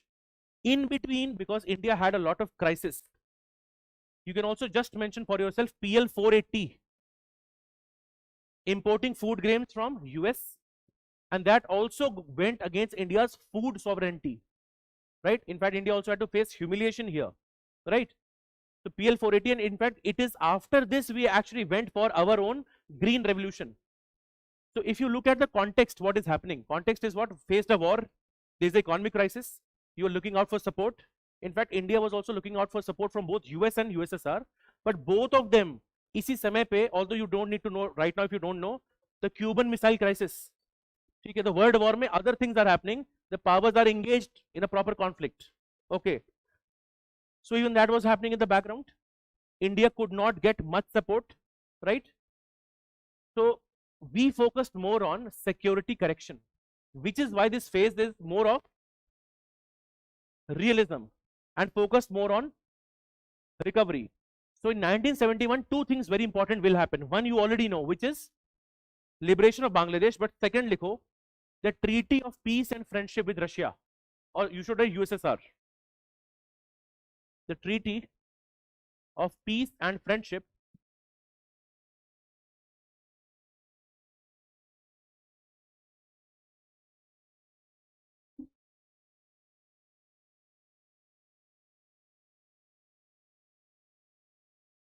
So 1971, one thing is the liberation that will happen. Second thing is what? Treaty of Peace and Friendship. This also shows to you India's realism, right? Because India knew it had to have weapons, help in modernization, and Russia was willing to do so, right? Without much conditionalities like the West. So this is a very important event that has happened, okay? And people will criticize India, saying that India is a leader of NAM, and yet India has signed a treaty of peace and friendship with USSR, right? But India will have its own justifications, facing back-to-back wars. I hope you understand, right? Now, second we come to this phase from 71 to 91. We have a regional assertion, right? 1970 war, we know, Bangladesh creation, treaty of with USSR 1971. अब यहाँ पे बहुत important event होगा, and you can say this to be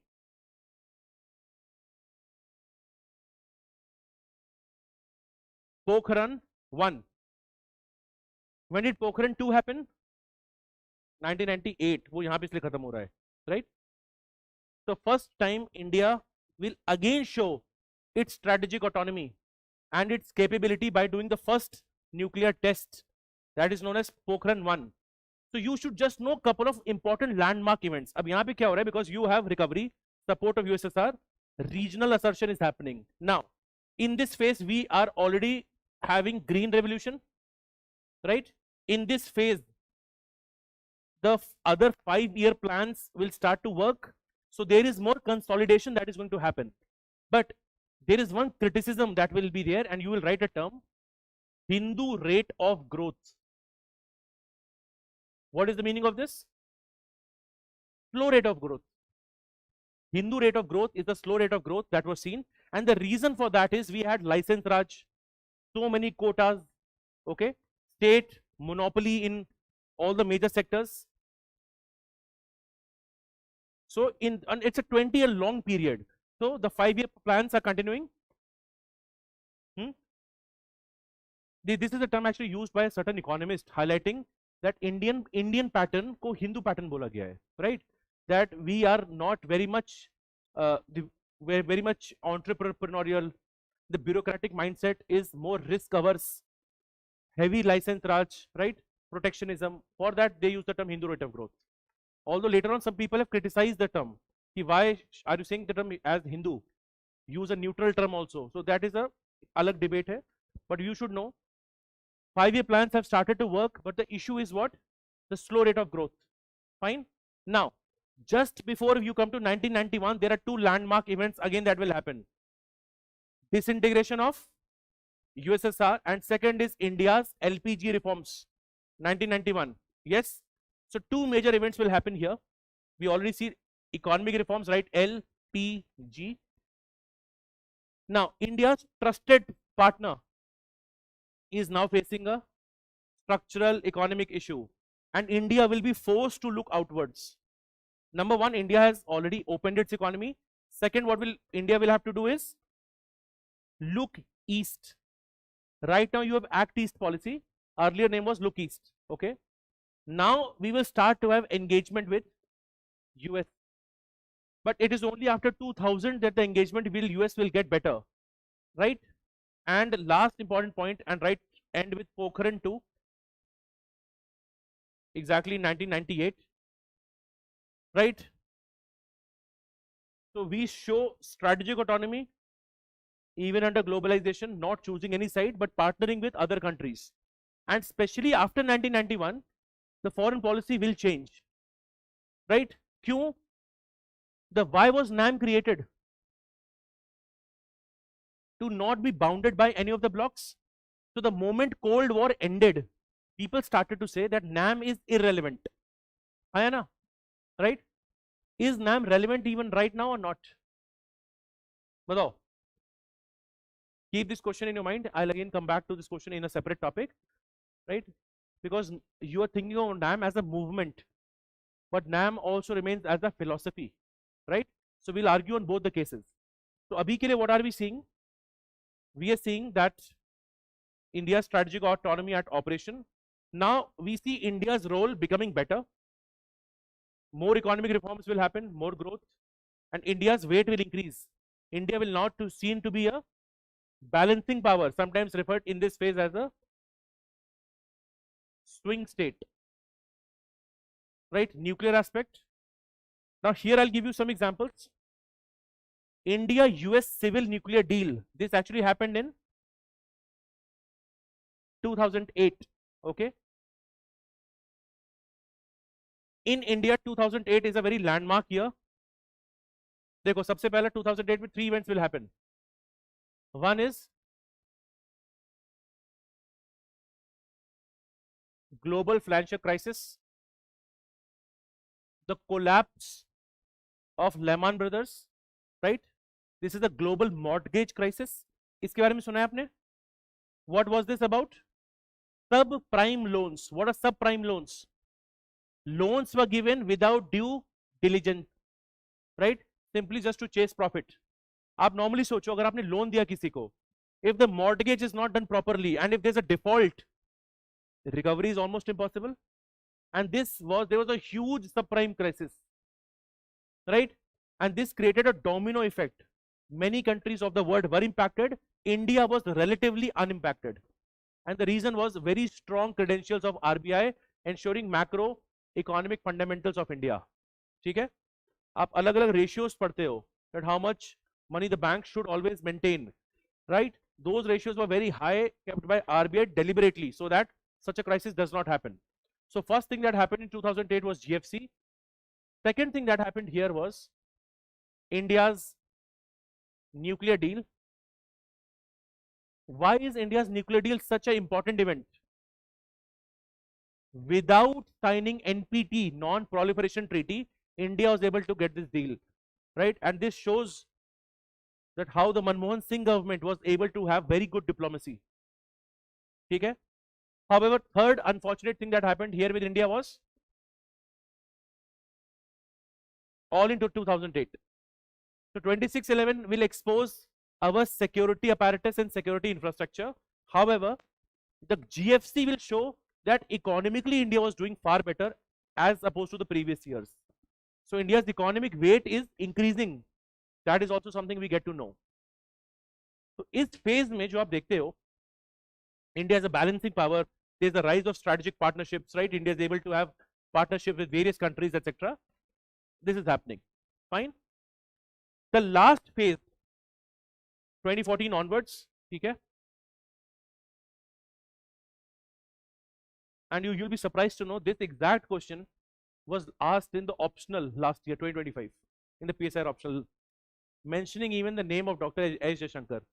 Somebody can also say that why the name was mentioned, etc. That's a separate debate. But even this question was asked. Okay, so you can understand that this will help you know the phases of foreign policy, right? Different people have had different years to talk about, but this can be one. Up in the recent years, if you see these keywords, the focus look east has become act east. There is a focus on neighborhood first, Indo-Pacific, global south, and more issue based coalitions, which is something that we will see very shortly.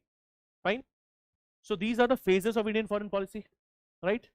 Now keeping these phases in mind, now come to the next page, and the next page, the question that is waiting for you is what is the continuity and change in Indian foreign policy.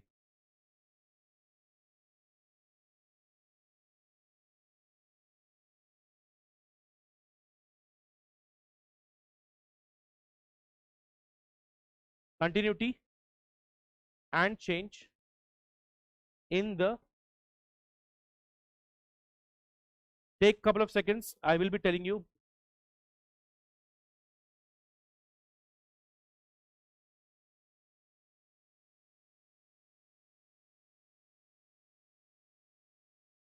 Avnish, the term that you've mentioned, this term Hindu rate of growth is attributed to Indian economist Raj Krishna.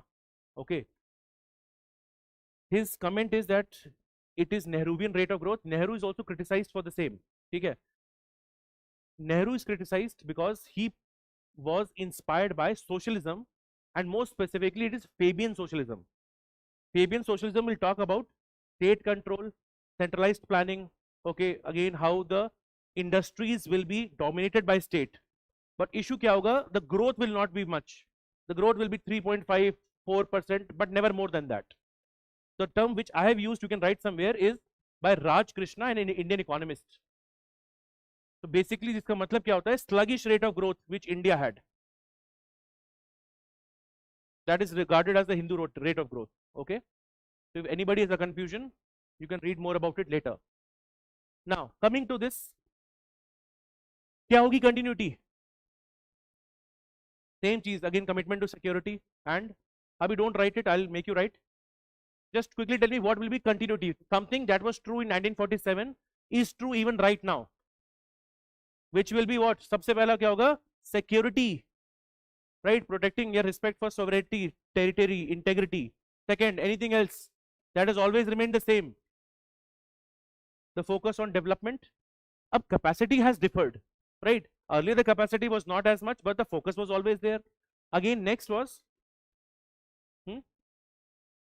soft power. Okay, so almost just telling the same point that we have had a look at. So isko aise karo. How will you write it? First, bifurcate it. First we will write continuity, some points for this, and then we go to change. Let's start with continuity first.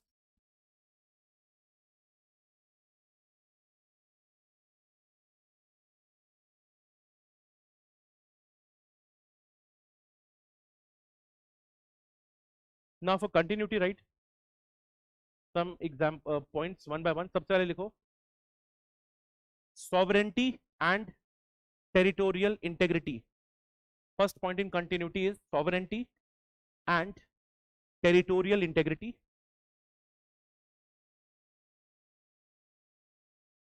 Bracket में we'll write examples. लिखो seen consistently from Kashmir, seen consistently from Kashmir, comma 1962, comma 1971,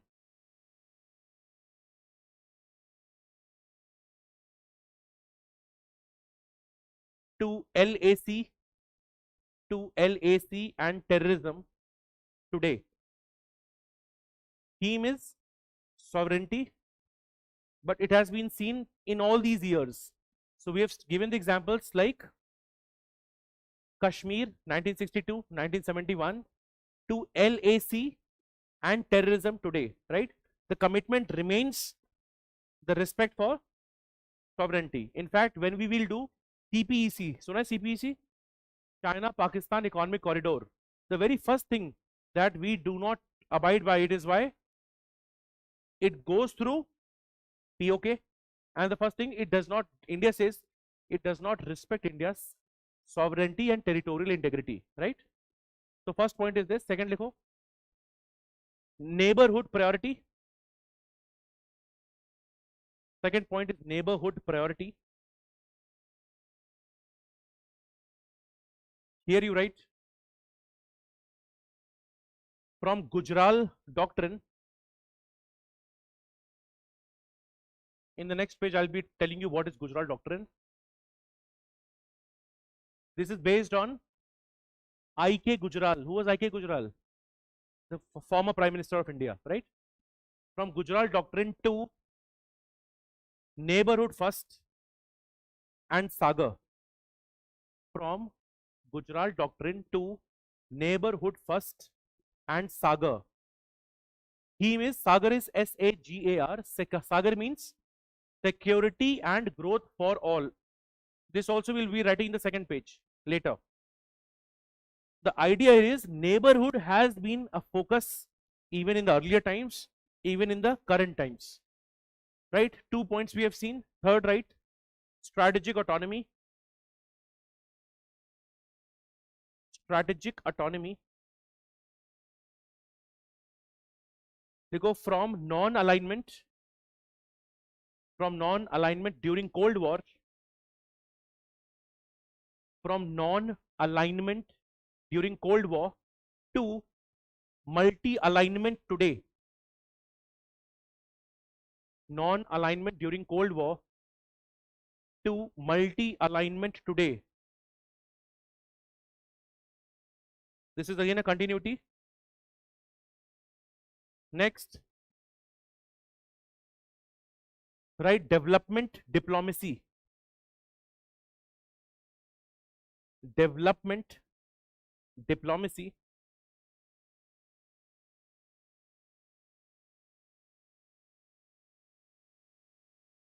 This also you'll be able to expand on that. Earlier also what used to happen, that India's trade deals which used to happen earlier, the focus was development. Even now the focus is on development. What has changed is the speed of it, but the demand, or let's say the core idea remains same. The core idea is what? Development diplomacy. Next आ जाओ, global south orientation. Next is global south orientation. इसको लिखो from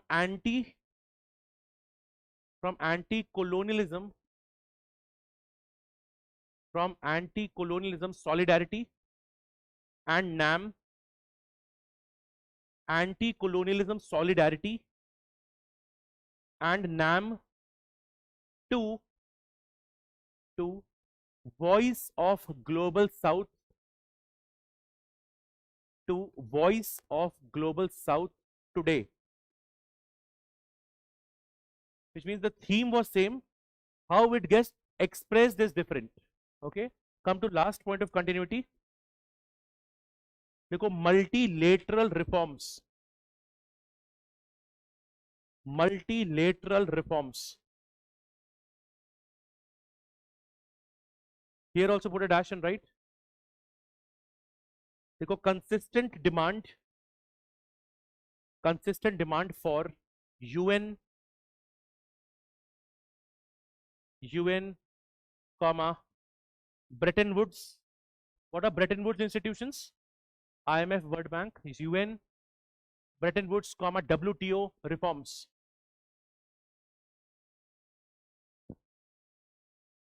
Consistent demand, right? Now, what is this? This is continuity.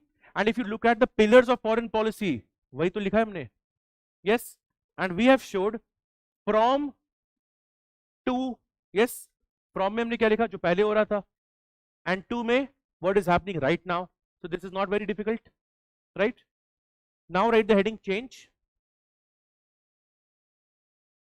And when I tell you change, एक चीज याद रखो.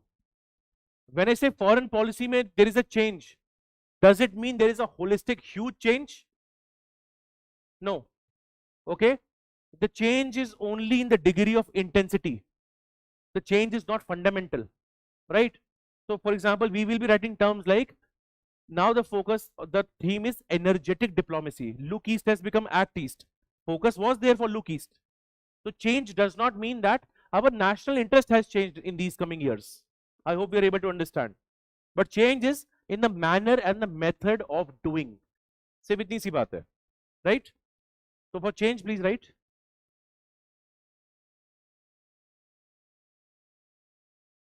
One obvious change which we had a look at, पहले लिखो, from idealism to pragmatic realism. From idealism to pragmatic realism. Please give me 3 examples for this. One obvious है, वो count नहीं करेंगे. अब आगे बताओ. चलो, good. Did anybody hear what did he say? He said engagement with Taliban.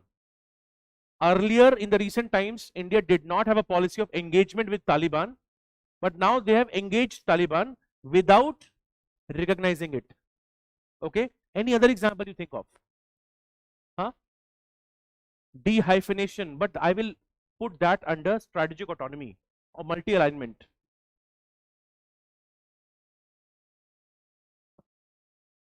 Recent engagements with China. Okay.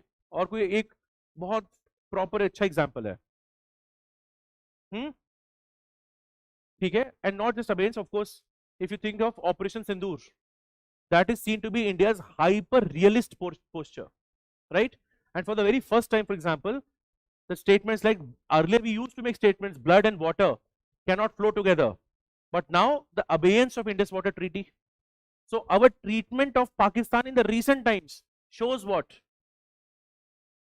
Hyper realist posture. ठीक है. So इसमें 3 एग्जाम्पल लिखोगे आप.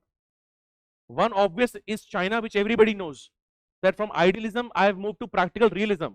One is China. Second, right, देखो Pakistan, in the bracket, right, hyper realist posture, seen in Op Sindoor. Hyper realist posture. I'll explain to you what this means later on. Hyper realist posture seen in Operation Sindoor, including even the abeyance of Indus Water Treaty. ये सब कुछ इसी में आएगा पाकिस्तान में, comma IWT. And third one you can write is engagement with Taliban without recognition. All these are examples. Engagement with Taliban without recognition. Engagement with Taliban without recognition. Come to second one, which almost everybody is thinking of, from non-alignment to multi-alignment. Non-alignment to multi-alignment.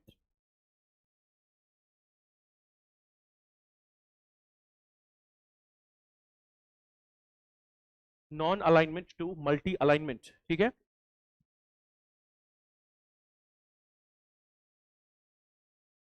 Now there is a box that is there in your handout. उसके नीचे space है, right? It is strategically used. अब लिखो इसमें, देखो Dr. S. Jaishankar. In the space that is there just after the block, इस block के नीचे space है ना? इसमें देखो Dr. S. Jaishankar. इसमें नहीं, इसके नीचे, यहाँ से.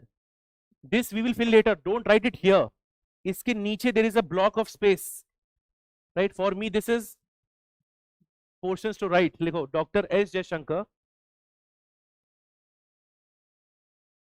in the India way. That is the name of the book. UPSC pre में भी आ चुकी है अब तो. The India way argues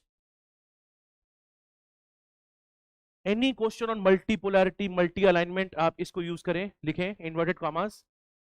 You can rephrase it, but understand the gist. There is a time for India. Sorry, this is a time for India. This is a time for India to engage America,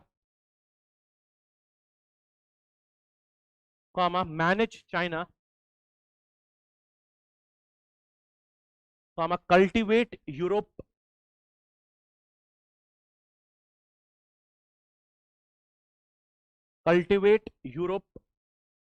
comma reassure Russia,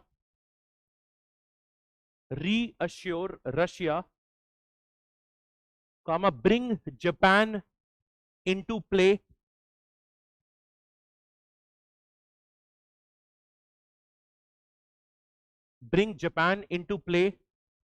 comma draw neighbors in,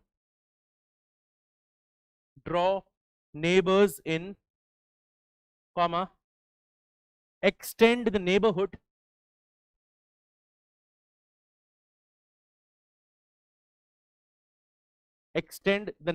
and expand traditional constituencies,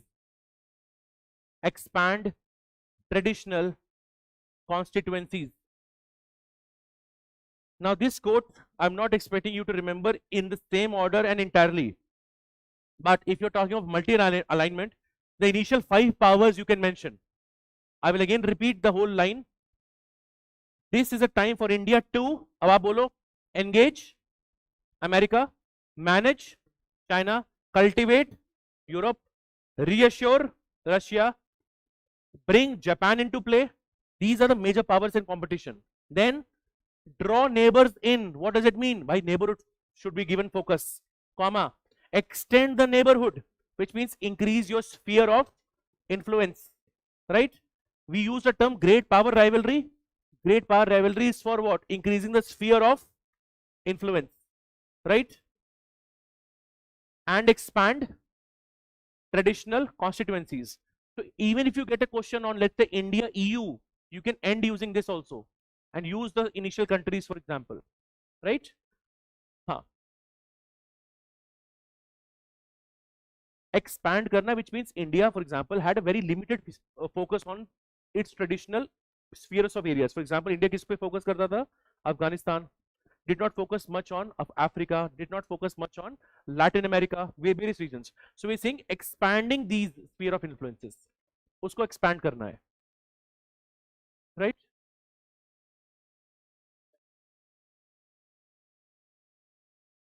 अभी we are writing some of these factors. Cultural वाला part आएगा in your soft power. More focus on soft power, that is seen. That is again a change. Now, how many points have you written? 2. Third लिखो from continental. Now third point, you will go back to this, back to your handout. Here in change we have seen 2 points. First one was from idealism to pragmatic realism. Second one was non to multi. Multi there is a very good quote that we wrote. Now come to third point, from continental to maritime focus. From continental to maritime focus. What will be the example here? So लिखो Indo-Pacific, comma Sagar.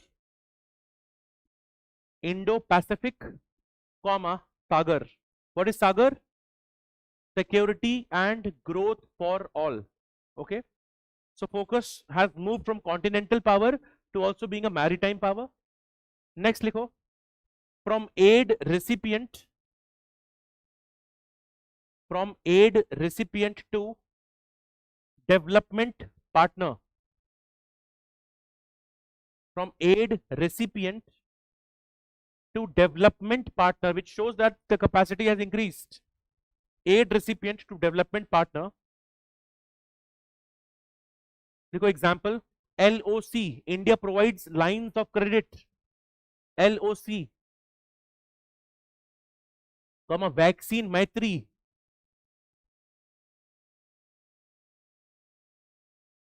पहला point था lines of credit, first example. Second is vaccine Maitri comma HADR. What is HADR? Humanitarian assistance and disaster relief. अब इसमें भी क्या होता है, sometimes India becomes the first responder in times of crisis, right? So some of the examples are here. So development partner में credit हो गया, right? Peace keeping forces overall इसमें भी, नहीं तो overall promotion of peace etcetera में use हो सकता है, राइट? नेक्स्ट लिखो from cautious diplomacy, from cautious diplomacy to assertive diplomacy. Cautious diplomacy to assertive diplomacy. assertive diplomacy, right? इसमें you write where all have you seen or can examples of assertive diplomacy be? चलो that can be one example, buying Russian oil. Any other example? ठीक है, इसमें लिखो keywords. पहले लिखो buying Russian oil,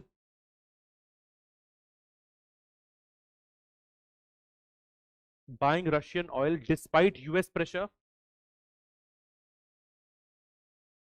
buying Russian oil despite US pressure. ठीक है, second लिख सकते हो assertive में देखो India's actions against Pakistan, India's actions against Pakistan, which will include the terms like surgical strikes, okay, preemptive strikes. So this can be one example. Next point लिखो soft power projection. This is a separate point, soft power projection. अब इसमें you can give examples जैसे international yoga day, soft power projection. It is this in the recent years has got a lot of focus, soft power projection. ठीक है, international yoga day. Anything else? TBD लिख सकते हो, but that is also overlapping with diaspora. Okay, then cultural exchange programs.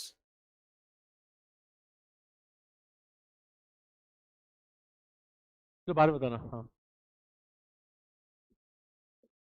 Soft power में, हाँ उसको दूसरे example में यूज करेंगे कभी. हाँ सॉरी, हाँ एक सेकंड ना, लास्ट लिखो point economic diplomacy. I am treating this as a separate point. Economic diplomacy, it was there earlier also, but the range of economic diplomacy has increased a lot in the recent times. Economic diplomacy, ठीक है. अब इसमें क्या लिखोगे, increase in FTAs and PTAs. Economic diplomacy में increase in FTA, PTA. What is PTA? Preferential trade agreement, right? Examples क्या हो सकते हैं, India EU trade deal, New Zealand, Australia.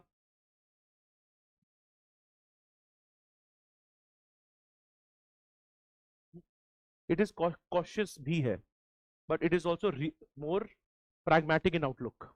It is mix of both. UPI वाला development में भी आ सकता है, इसमें भी आ सकता है, राइट? तो example of UPI, digital partnership, telemedicine, ITEC, all these examples can come in development also. Okay, these are हाँ.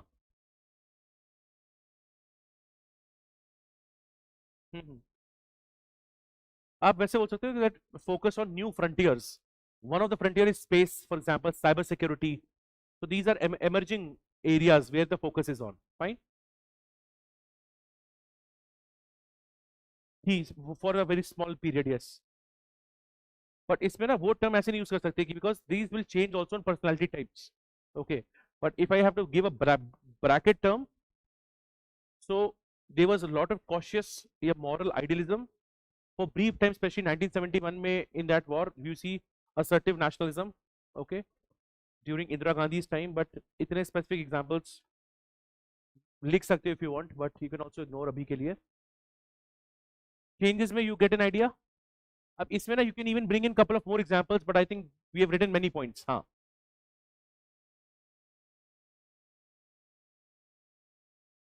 where there was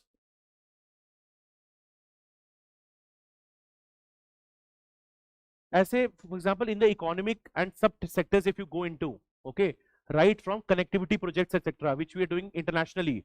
Earlier the capacity was not there. Right now we are, let's say, partnership with Japan to have AAGC या फिर IMEC etc. So when I say economic wala aspect, इसमें also at the dimension of connectivity projects. So we are putting a lot of focus on that also. ठीक है, we will see that as a separate example. But connectivity projects है, trade है, economics, a lot of focus is on that. Any other change that you think of in the foreign policy? Sorry, truth is, अच्छा, even the environmental aspect can come, but depend करता है कितना space है आपके पास. Okay, for example, that point I will talk about either in Voice of the Global South. Okay, that India is talking about Global South.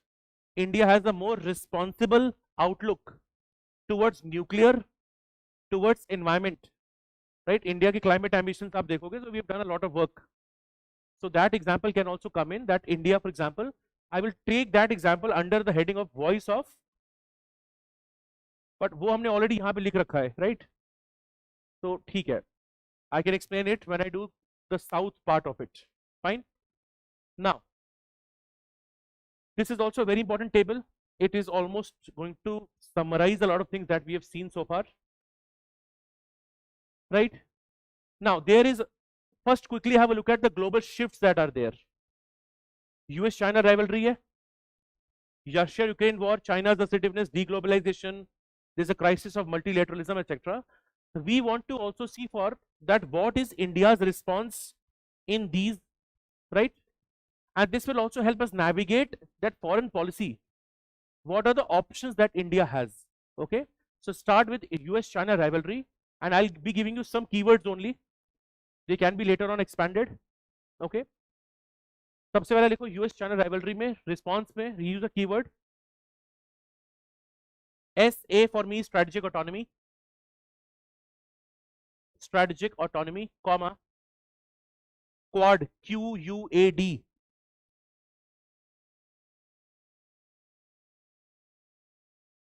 What is the meaning of strategic autonomy here? India is able to have good relations with almost both. Second thing is Quad. How is Quad related to US-China rivalry?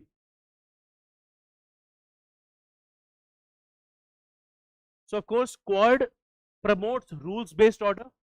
It promotes a free, open, inclusive Indo-Pacific, the things or the values which sometimes China was against. So the objective of the group explicitly is not to counter China, but indirectly we can say it is for countering China, right? Like-minded countries have come together. Next, right? Supply chain diversification.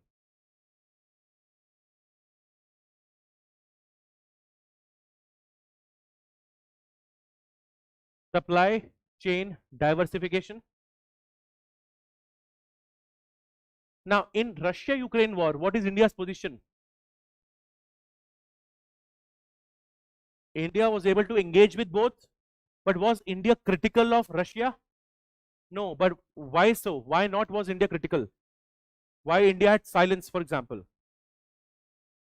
India kept its long-term interest in mind and the kind of nature of relationship that India had. Okay, so in the Russia-Ukraine war, you write India's response.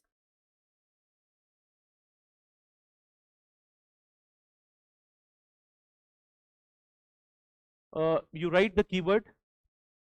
एक तो लिखो balanced position.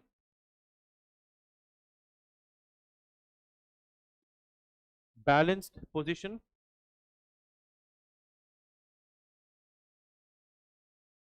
comma, denounced war without any reference to Russia. Denounced war, basically saying that war is not good. It denounced war without any reference made to Russia. Without any reference made to Russia. In fact, this part of India was criticized also by many West nations. अब इस चीज में just keep in mind, and I'll be discussing this as well, India has aspirations to be a global power, right? But many countries argue, especially the countries of the West, that India, for example, it sits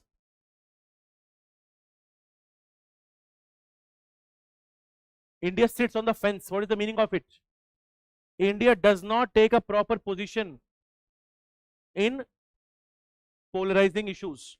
So sitting on the fence means you are not a direct participant, you are passive. So the argument made is, if India has global aspirations of leadership, India must take strong decisions. This is one side of the argument. What is the other side of the argument?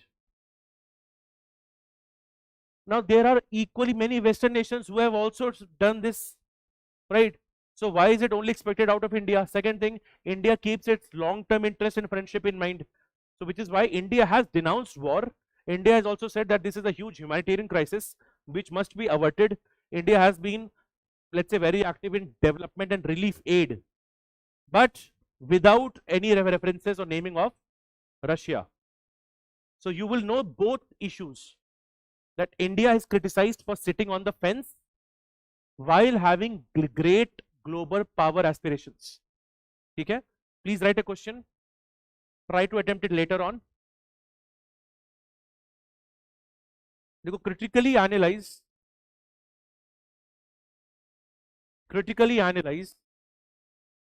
India's position in Russia-Ukraine war. Critically analyze India's position in Russia-Ukraine war. ठीक है? Write about it. And you will also try to write about this, the sitting on the fence argument, that India not taking a position in important global issues, right? अब this will be a very tricky question to write. तो इसमें क्या defence में हमेशा use करेंगे? whatever MEA has said, Ministry of External Affairs, right? The points I was making, the same points even MEA has written, that we denounce the war, the rights of the people should be respected, peace, etc. So Russia-Ukraine war में what have we written? Balance position है, ठीक है, right? Come to third one, China's assertiveness.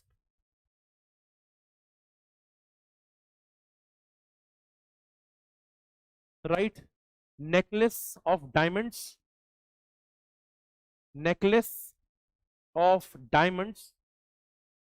When we do China, just after this, there is a topic, we'll see string of pearls. So against the China string of pearls, India has something known as necklace of diamonds. Now this is not India's official position. Okay, this is again a term that is used. और इसमें concept क्या है? एक और फिर से, the concept is encirclement. In IR, मजा नहीं आएगी बोलने में. So what will we say? Strategic encirclement. So China's strategic encirclement of India is encapsulated in string of pearls. The moment India does that, it becomes necklace of diamond. तो पहला क्या हमने लिखा? Necklace of diamond. Second right comma. देखो, Indo-Pacific and Quad. We have focus again on Indo-Pacific and Quad to counter Chinese assertiveness. Comma, partnerships with LMC, like-minded countries. Bracket में write Japan, for example. Partnership with like-minded countries. Partnership with like-minded countries. Now, if the world is facing, or if there's an issue of deglobalization, what is India's response? So लिखो make in India, comma PLI, production linked incentives. In the fourth one, deglobalization, we are writing what is India's response? Make in India, comma PLI, production linked incentives. But it does not end here. Deglobalization sometimes is not a global phenomena. It is some countries are not doing globalization, some are already doing. If some are already doing and if we are aligned with them, right? So likho supply chain diversification. Supply chain diversification.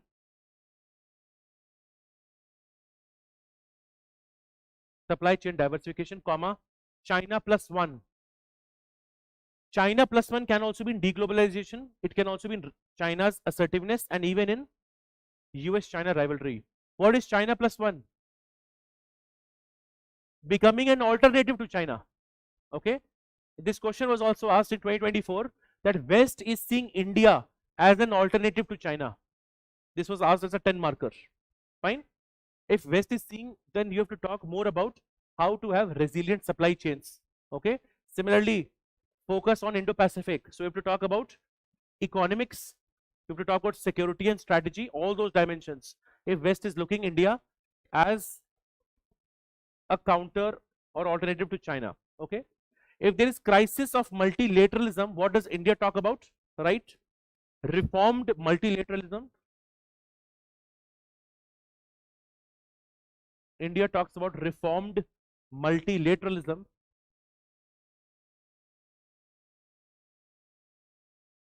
And global South leadership.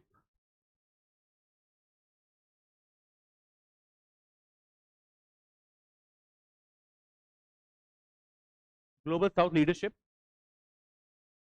Next, come to tech geopolitics. इसमें you will write, for example, India's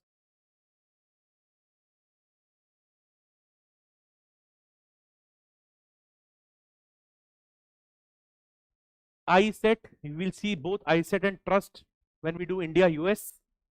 This is again for critical emerging technologies. These are some initiatives. Abhi ke liye, even if you write the short forms, that is okay.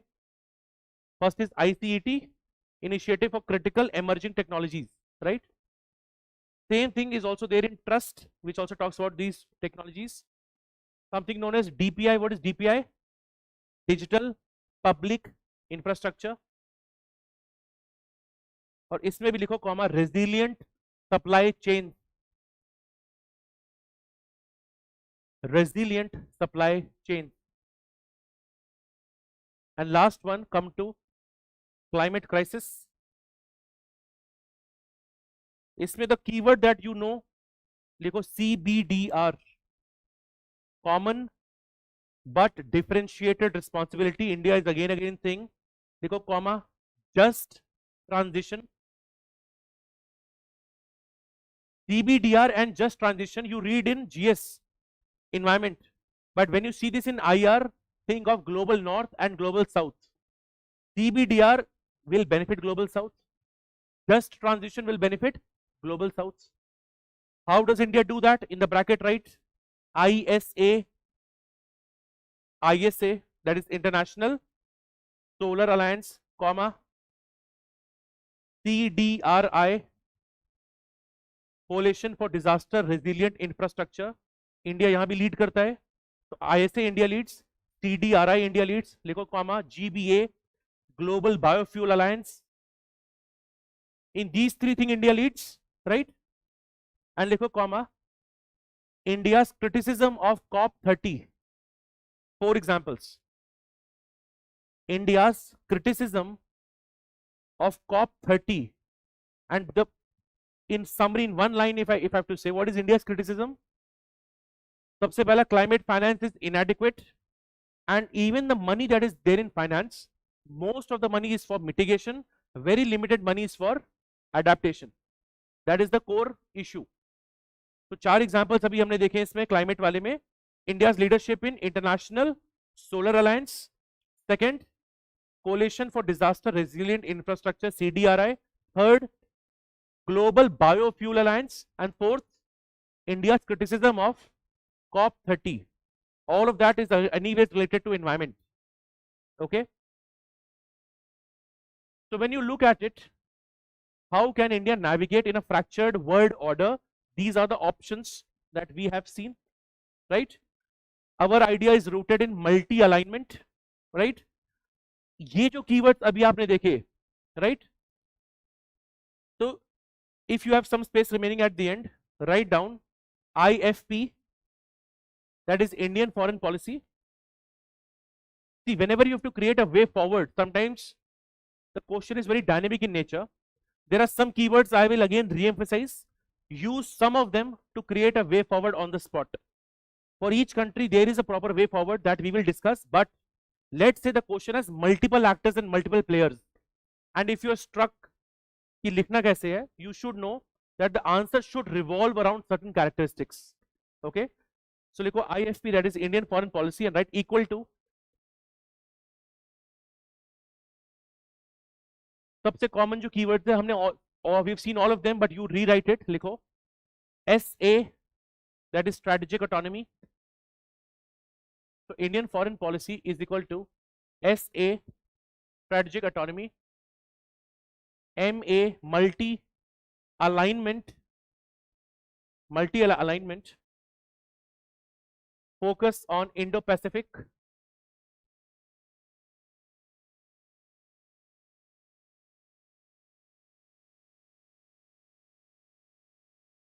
Global South leadership.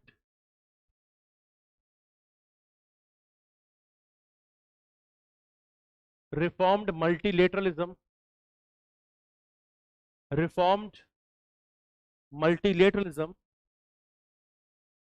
And last keyword,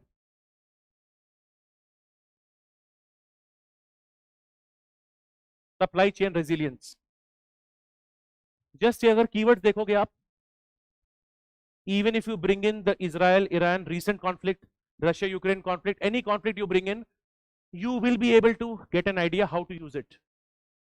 For example, if I'm talking about even Israel-Iran, now what does India do? India is focusing on strategic autonomy. Yes. Does India have multi-alignment? So even the Chabahar port of Iran, okay, or close relations with Tehran, we can say. With Israel also will able to have relationship, right?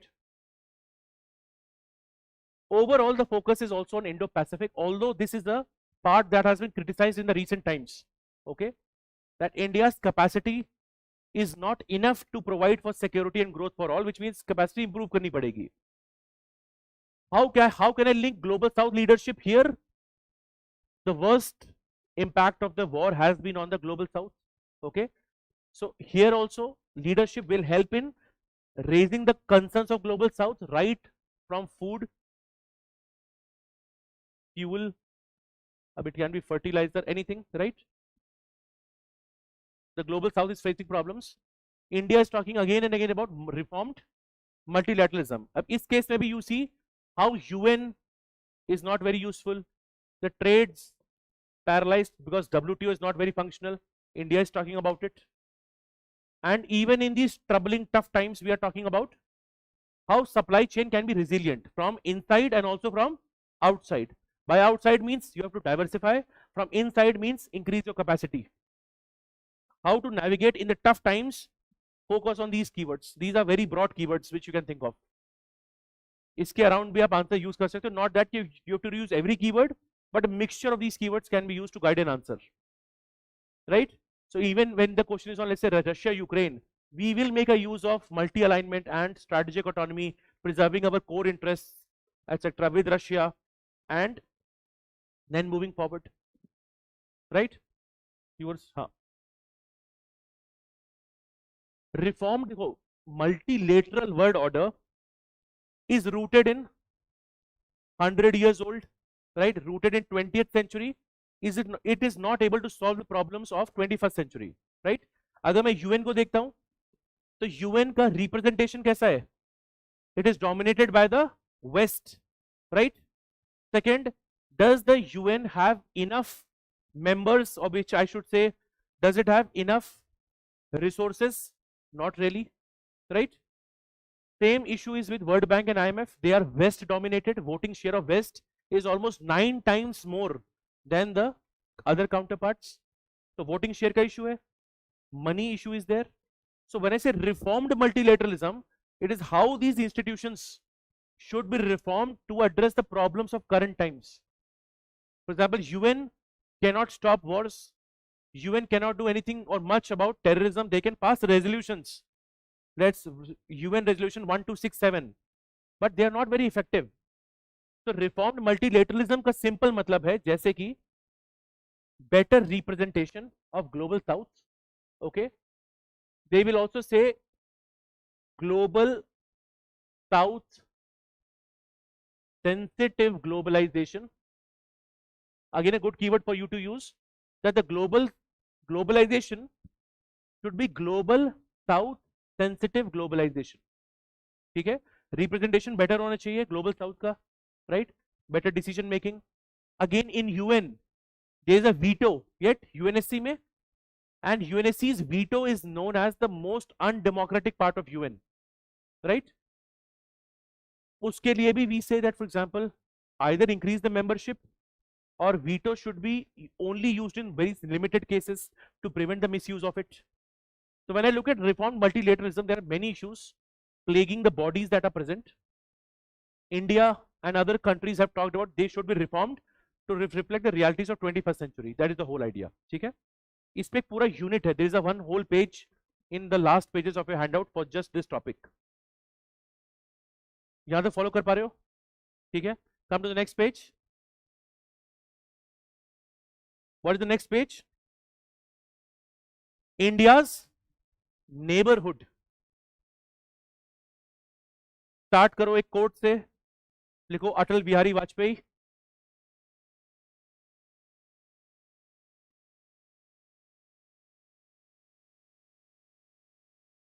Any idea which quote I'm going to tell you?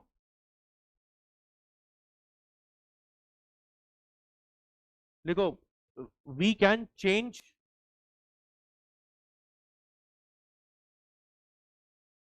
अच्छा, can we change our neighbors? We can. So लिखो, we can change our friends but not our neighbors. We can change our friends but not our neighbors. ठीक है. Second, write this small relationship of formula. In neighborhood, again I'm telling you, our approach is not to do what is India Myanmar relation, what is India Maldives, right? We have to look into multiple factors, right? Almost every neighborhood has something known as a domestic churn. This is a very simple example. Last year Nepal had the Gen Z revolution, and even their politics is unstable. For example, Bangladesh has a host of domestic issues. Same for Maldives, led by military junta. Oh, sorry, Myanmar. So the point is understanding the domestic part. And India initially was criticized for having or being a big brother, right? India was seen to be interventionist.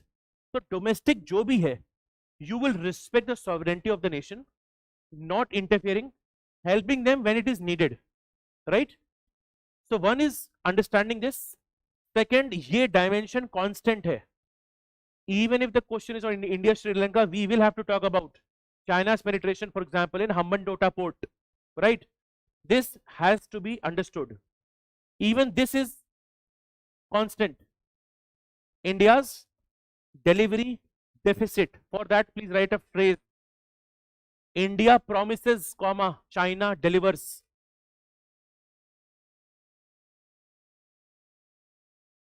India promises and China delivers.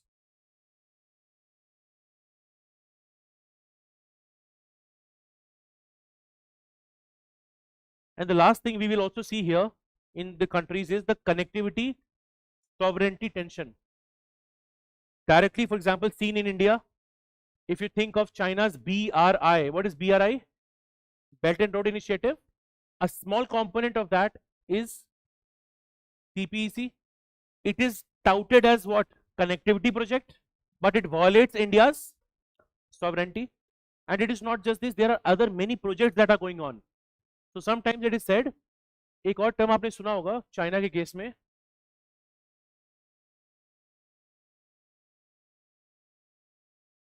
dual use infrastructure, right? The stated benefit of the scheme will be economic, but the real benefit will be what? Strategic or military. So this problem is also there. For example, in Bhutan also, if there are connectivity projects, they say that it will take their sovereignty. They are not allowing the motor vehicles agreement, one based on sovereignty and second based on environmental issues, right? And there are so many issues. IMT trilateral highway came this year also, prelims mein, right? So there are connectivity sovereignty tensions. So broadly speaking, when I'm looking at neighborhood, there are few things I'll keep in mind. What is happening domestically in some countries? Second, the extent of penetration of China. Okay. Third, this is also a constant dimension in India's delivery deficit, and delivery deficit also creates scope for China, right? And the connectivity sovereignty tension. Like rough apart, this is what we will have a look at. Fine. Now,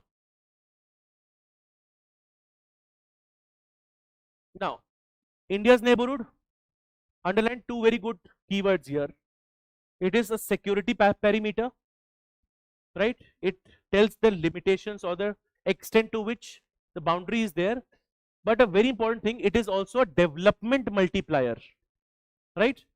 If all the regions are developed, the whole South Asian region will grow. But what is the issue? Most of the South Asian countries have recently got independent. They don't have enough resources. The lack of development also leads to security issues, which is why it is said, if you want to have better security, help in development. It is in India's benefit to help in development of the neighbors, right? So neighborhood में दोनों चीजें हैं. You have to keep it secure.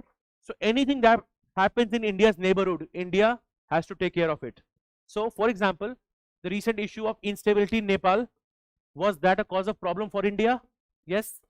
The issue of, let's say, the exit of Sheikh Hasina's government, that was also a security concern, right? Something that happens in Myanmar, for example, if there's an influx of Rohingyas, will that be a challenge? Yes, right? So instability directly affects the borders, economy, energy routes, regional leadership, right? Now, let's see what are the major security dimensions that we have, right? What is the meaning of continental? It is based on land, right? So based on land, of course you have borders. In many cases these borders are actually porous. In some cases they may be hostile. If a border is porous, what can happen? Infiltration can happen, or I should say smuggling can happen, right? Now smuggling can happen in various ways. Can it be human trafficking? Can there be drug trafficking? Can there be cattle trafficking? And can there be four things: human, drug, cattle, arms. Directly with borders, I open one more dimension. Again, this is also overlapping with internal security. The issue of terrorism क्या बन जाएगा? Narco terrorism. Second, the borders, we are surrounded by two things. One is death crescent and the death triangle. We are surrounded by both of them. Just a simple border. Border को देखा हमने. Border leads to four types of trafficking. कौन से हैं? Human, animal में one of the prominent one is cattle. Then arms and drugs. And with drug trafficking, I already know these two, which is the crescent and the triangle. And you also should remember that Afghan warlords are big drug lords also. a big amount of money which, let's say, Taliban makes is also because of narco terrorism. Okay, despite its commitment that we will now abandon everything and we will now become most peaceful and democratic, right? So that is a separate case. Narco terrorism, right? Migration, insurgency will be a challenge. This is all because of the land borders, right? So be it China, Pakistan, Myanmar, etc., we will have these challenges. Second dimension is maritime security. और एक और चीज है, why are we doing this? Take any country, almost apart from let's say Sri Lanka, उसमें ये नहीं आएगा dimension, but these are the dimensions you have to think about. If we are done with this, then the bilateral part will not take us much time. We will see an overview and a snapshot. We will see the challenges and we will see the way forward. That is why only in the initial one country, China, and maybe one more country, I'll spend some time. Other countries, only you need to know some factual details. What are the projects in news? What are the specific criticisms in news? Otherwise, criticism almost major countries में common है. The issue of development deficit, the issue of local political instability, the issue of projects promised 10 years back but they are still not done. So these are common problems, right? दूसरा issue क्या है? Maritime security, right? And especially after the 2008 2611, India is now focusing more on this. This is one thing. Second, ये नाम क्या है? Indian Ocean. SLOCs, if you don't know, remember it is sea lines of communication. ठीक है, यहां पे if you want you can just write सागर. अभी जो नीचे इतना स्पेस खाली है, again I'll make you write down 4 policies. Now here, for example, Sri Lanka, Maldives, Mauritius, Seychelles, that is the aspect of maritime, right? Now you see China factor. BRI is mentioned. What is BRI? Belt and Road Initiative. Now BRI aims to be what type of an initiative? It is the infrastructure project having both land component as well as maritime component. So why are countries scared about a maritime project or a land-based project? What is the issue? Sorry? Curtail the sovereignty can be one, but usse zyada the stated benefit or the stated example is this is only infrastructure. The real thing, the real threat is it can be militarized, right? That is one. There are ports that it creates. Debt likha hai yahan pe. You can write here something, a very popular term related to China. Debt trap diplomacy. China engages in something known as debt trap diplomacy. And China builds, ये keyword याद रखेंगे, dual use infrastructure. Same issue we say for CPEC. We have a dual use infrastructure. What is dual use?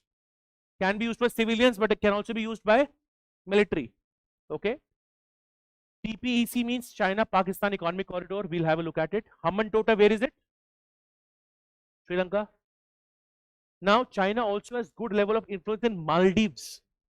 Why was Maldives in news some time back? There was a India out campaign, right? President Moizu. Even in Nepal, you have a strong Chinese hold. Even in Bangladesh, this is the China factor. In the neighborhood, China factor, I've told you, is a constant factor. Next dimension is connectivity. Directly come to the examples. BBIN, what is this? Bhutan, Bangladesh, India, Nepal. Okay, this is an agreement, more of a motor vehicle agreement. It is a connectivity project. BIMSTEC also takes a lot of effort in connectivity project. What is Kaladan? It's a multi-modal project. It is connecting which to what? There is a Sitwe port. Where is Sitwe port? Myanmar. What is Kaladan? It is the name of a river. It is a proper connectivity project. Okay, connecting India's northeast to Myanmar. IMT highway. If you recall, these two were also there in a prelims question this year. IMT as well as Kaladan. ठीक है. अब Chabahar, how is it linked to India's neighborhood? Chabahar, the biggest strategic advantage of Chabahar is to bypass Pakistan, right? Chabahar port is in which country? Iran. Okay. Now another dimension in South Asia equally important for us is this dimension. What is this? Water ecology. इसको अलग अलग नाम से जानते हैं. We also know this as hydropolitics or simply weaponization of water also. If I look at Indus Treaty currently suspended, I can say weaponization of water. I can also use the term hydropolitics, right? Rivers, etc. hydropower. Main one dimension here is rivers will also be impacted by climate change, right? One more thing which I think I'll elaborate more in the environment class.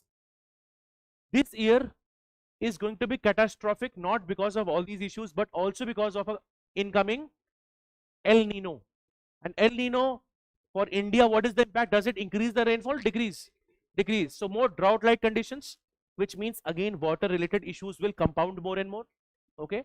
So climate vulnerability may either climate change or even right now we can talk about El Nino playing a big part. Now Brahmaputra pe India and China sometimes have issues. Creation of a dam, not sharing the data. Teesta is the issue with Bangladesh. Okay. Indus, we have had Indus Water Treaty, Ganga Basin, etc. There are many rivers. Dekho, interstate also there is an issue of rivers, but internationally it becomes a bigger issue, right? Because the issue is hydrological data is not shared on a real-time basis. Sometimes it is shared, sometimes it is not. In the recent times, we are sharing this with China, but many times what happens, the data is not shared very, let's say, prominently. That also creates a challenge. Water being a crucial resource. Next two dimensions, domestic politics spillover, right? For example, Bangladesh crisis, Nepal instability, Maldives, India out campaign, and even Sri Lanka. Think of LTTE, right? The treatment of Tamil minorities. This also impacted what? India's relation. For here, you should write a keyword. Write a term para-diplomacy.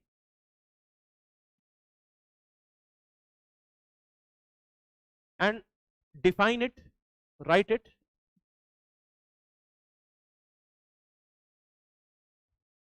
First, understand what it means. For example, in India and Bangladesh, which state can also have a say in foreign policy? West Bengal. India and Sri Lanka, which state can also impact foreign policy? Tamil Nadu. So how do we define para-diplomacy is that when foreign policy is also impacted या influenced by a federating unit. Federating unit क्या हुआ यहाँ पे? State, right? So लिखो, just for your reference लिखो, when foreign policy is impacted or influenced by a federating unit, impacted by a federating unit,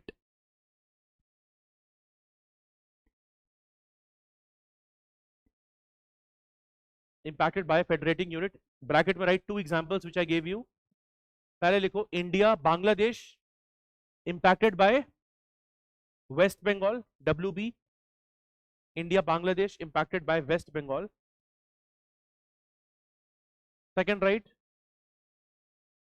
India, Sri Lanka impacted by TN. TN is Tamil Nadu.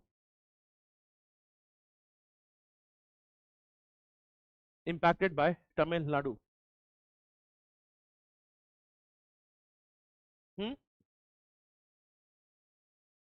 Arunachal Pradesh, but it is not able to influence it as much. Slightly complicated politics hai.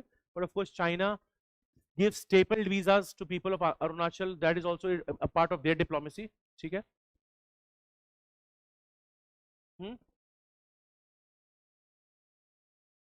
Initially, pehle, but not now. The status has changed. Article 370 removal, etc.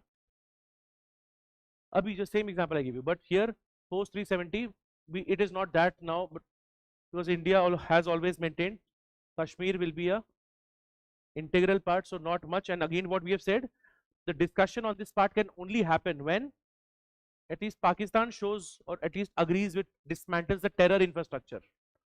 इसको बोलते हैं, इस चीज को बोलते हैं conditional bilateralism, which we'll see. कि bilateral talks are conditional on a certain event. So until the time Pakistan does not take actions on dismantling terror infra, there can be no progress on peace talks or any resumption of talks. ठीक है? Last वाला, have a look at regional cooperation.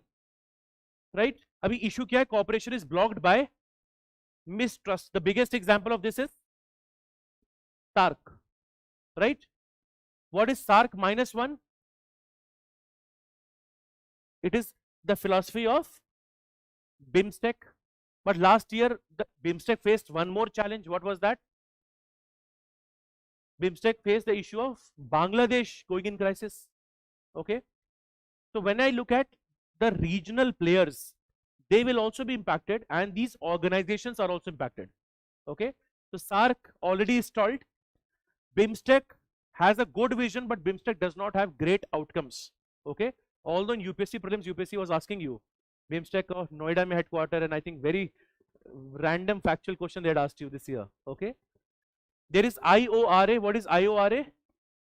Indian Ocean Rim Association. What would be the idea? That Indian Ocean countries will have some close cooperation. These countries will have common problems like climate change, like disasters, like sea piracy, right? Usme India can come together and it can help these countries. Fine. So when I look at the snapshot of India's neighborhood, this is just to tell that some points like this will be common across countries, right? Before I move to the first, you will write down 4 policies. Okay. So you can just write India's policies. The very first, I'm not going way back to Panchsheel. अब यहाँ से शुरू कर रहे हैं.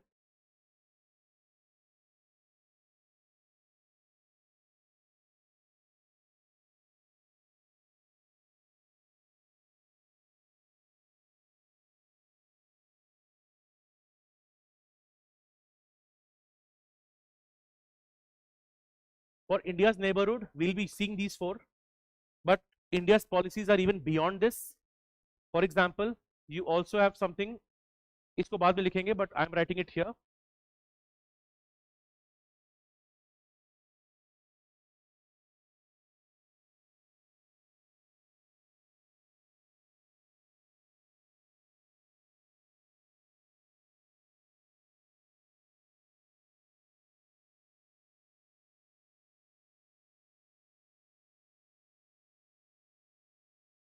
The idea is, if question is asked on any specific area, if the question is on Central Asia, I can always make a mention of what is Central Asia policy telling, right?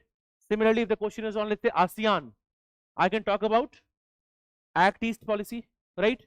If the question is on the issues of West Asia, I can also know about the Look West policy that we have, right? Abhi for now, we'll be focusing on these 4. देखो, Gujarat doctrine का सिर्फ एक keyword आपको याद होना चाहिए,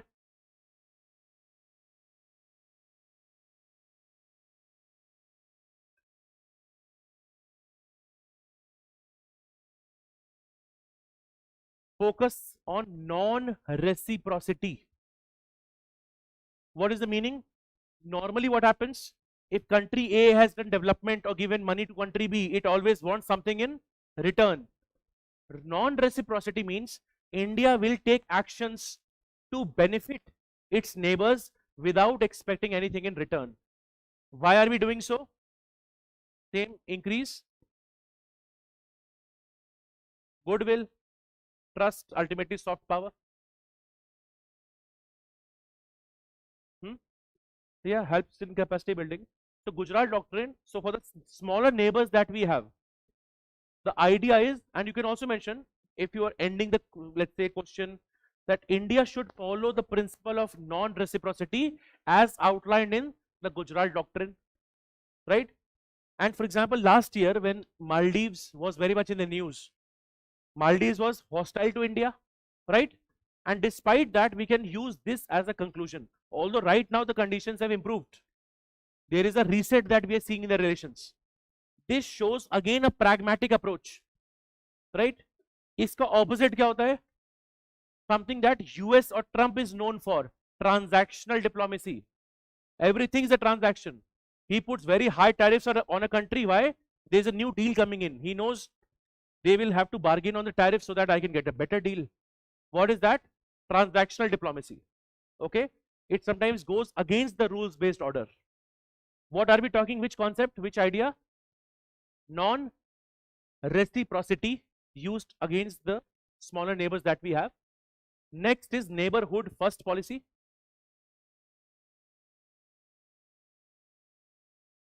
इसमें just लिखो एक दो चीजें लिखो. Prioritise immediate neighbours, prioritise immediate neighbours,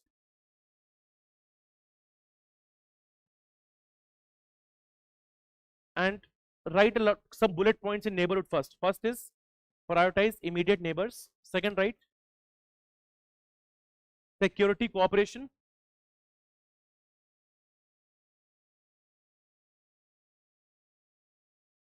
पहला prioritize immediate neighbors. Second is security cooperation. Third, connectivity and development partnership. Third है connectivity and development partnership. Fourth, P2P. What is P2P? People to people ties. 5, देखो disaster response. Disaster response. And the last one, equally important, देखो counter Chinese influence. Counter Chinese influence through delivery and trust. Counter Chinese influence through delivery and trust. So we've seen two things till now. Acha, by the way, when did this policy come?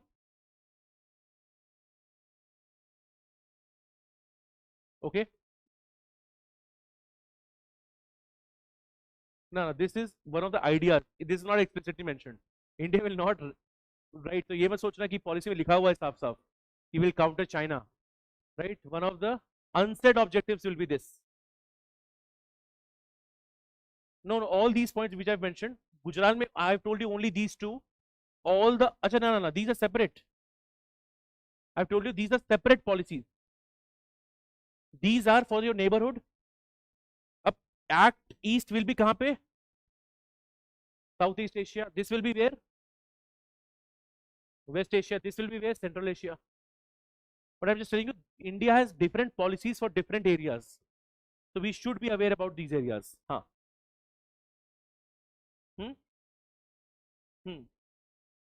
For extended neighborhood also, but these are more prominent ones. Okay? Neighborhood first, you get an idea. Why neighborhood first is the point that we wrote at the end. Why neighborhood first? So that you counter Chinese influence by having better delivery and trust. But that is not explicitly mentioned in our China neighborhood first policy. Fine. Come to Sagar. Ab likho full forms. Security and growth for all. Sagar is security and growth for all.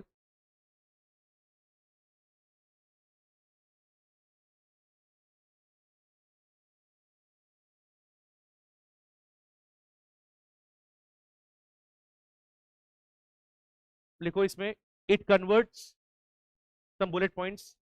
It converts India's geography. It converts India's geography into a maritime responsibility. It converts India's geography into maritime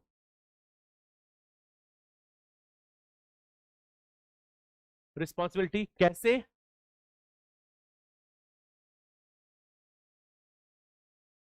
Being a net security provider. Second, by focus on development. we're talking of oceans. When I say development, a better word will be blue economy. A better term would be blue economy, right? Other than that, of course, it includes the aspect of HADR also. Oceans may be issues honge. If there's tsunami coming in, a pirate attack, okay, and oil pollution. So our idea is security and growth for all. क्यों ऐसा क्यों है? Why have so much of responsibility? Life without responsibility is the best? नहीं. Why India aims to be responsible? Yeah. Vishwaguru और कुछ? So you are right. Main thing is every country has aspirations to sit at the high table. Okay. So India also has it. एक और reason है. For example, you have Indian Ocean. So it is said Indian Ocean is seen to be India's ocean. So that is India's. ये एक मैं term बाबा use करता हूँ. What? Sphere of influence. IR में ये बड़ी इंपॉर्टेंट चीज है. A sphere of influence does not have to be coercion. It can also be what? Attraction. Coercion is hard power. Attraction is soft power, right? So if I'm saying Indian Ocean as India's ocean, what is the idea? That is India's sphere of influence. In that part, India wants to be a net security provider by having security and growth for all. That is the core idea. So if there is any littoral country, any country which is there in Indian Ocean, ये हमें लिखना ही पड़ेगा. For Sri Lanka, you have to write both Sagar as well as neighborhood first. Both have to go hand in hand. If it is Myanmar, which is sharing some water, you have to write Sagar as well as Act East, right? And that is why it is said Myanmar is a gateway to Southeast Asia, right?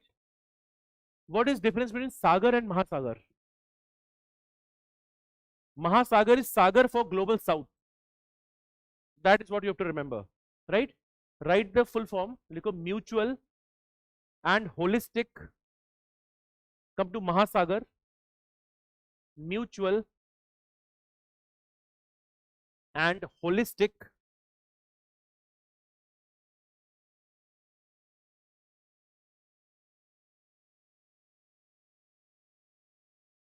mutual and holistic is what? Let me just see.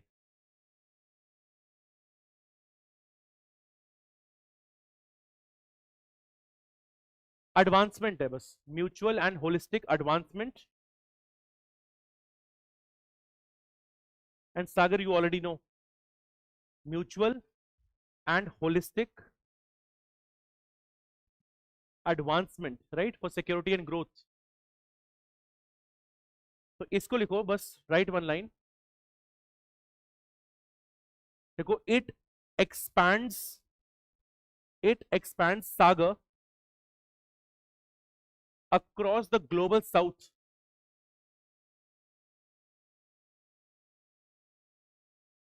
It expands Sagar across global south. What is global south? You know, right? So Sagar was limited to the countries only in the Indian Ocean, but Mahasagar will extend it to the global south. Again, India is increasing its sphere of influence, right?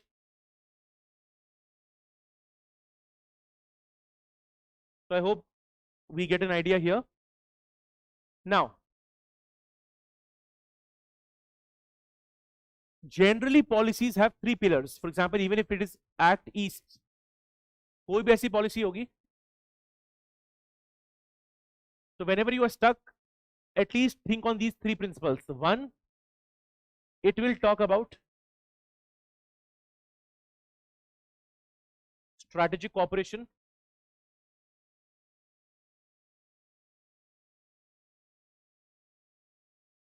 Economic cooperation, which includes connectivity initiatives.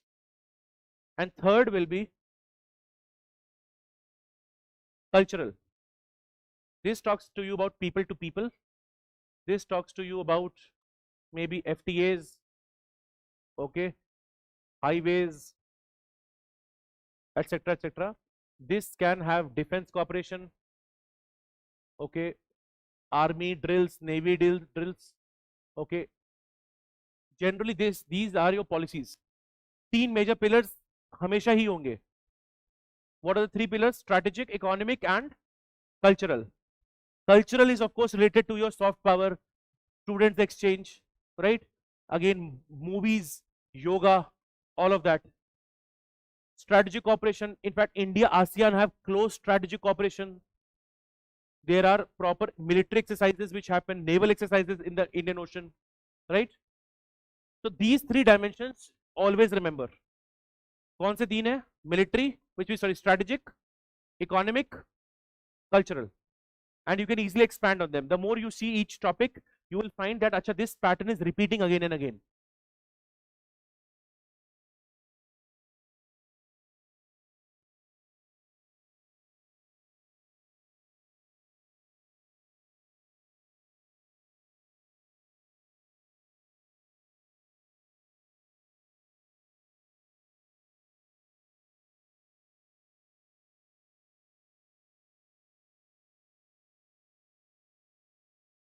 Okay.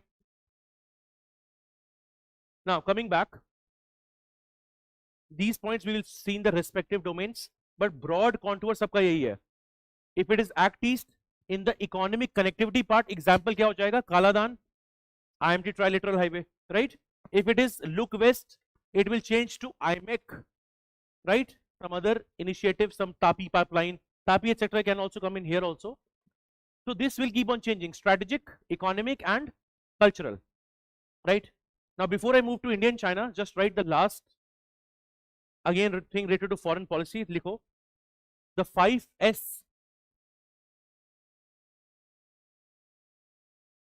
The 5S of Indian foreign policy.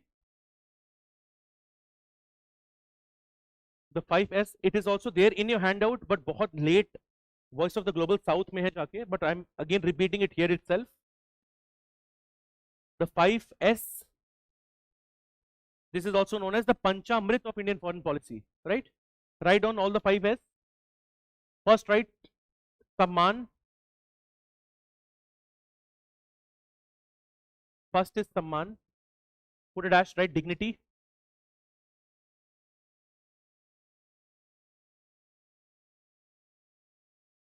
Second, write Samvad.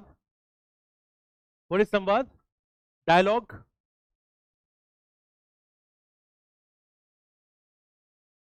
Samman, Samvad. Second, write Samriddhi. That is prosperity.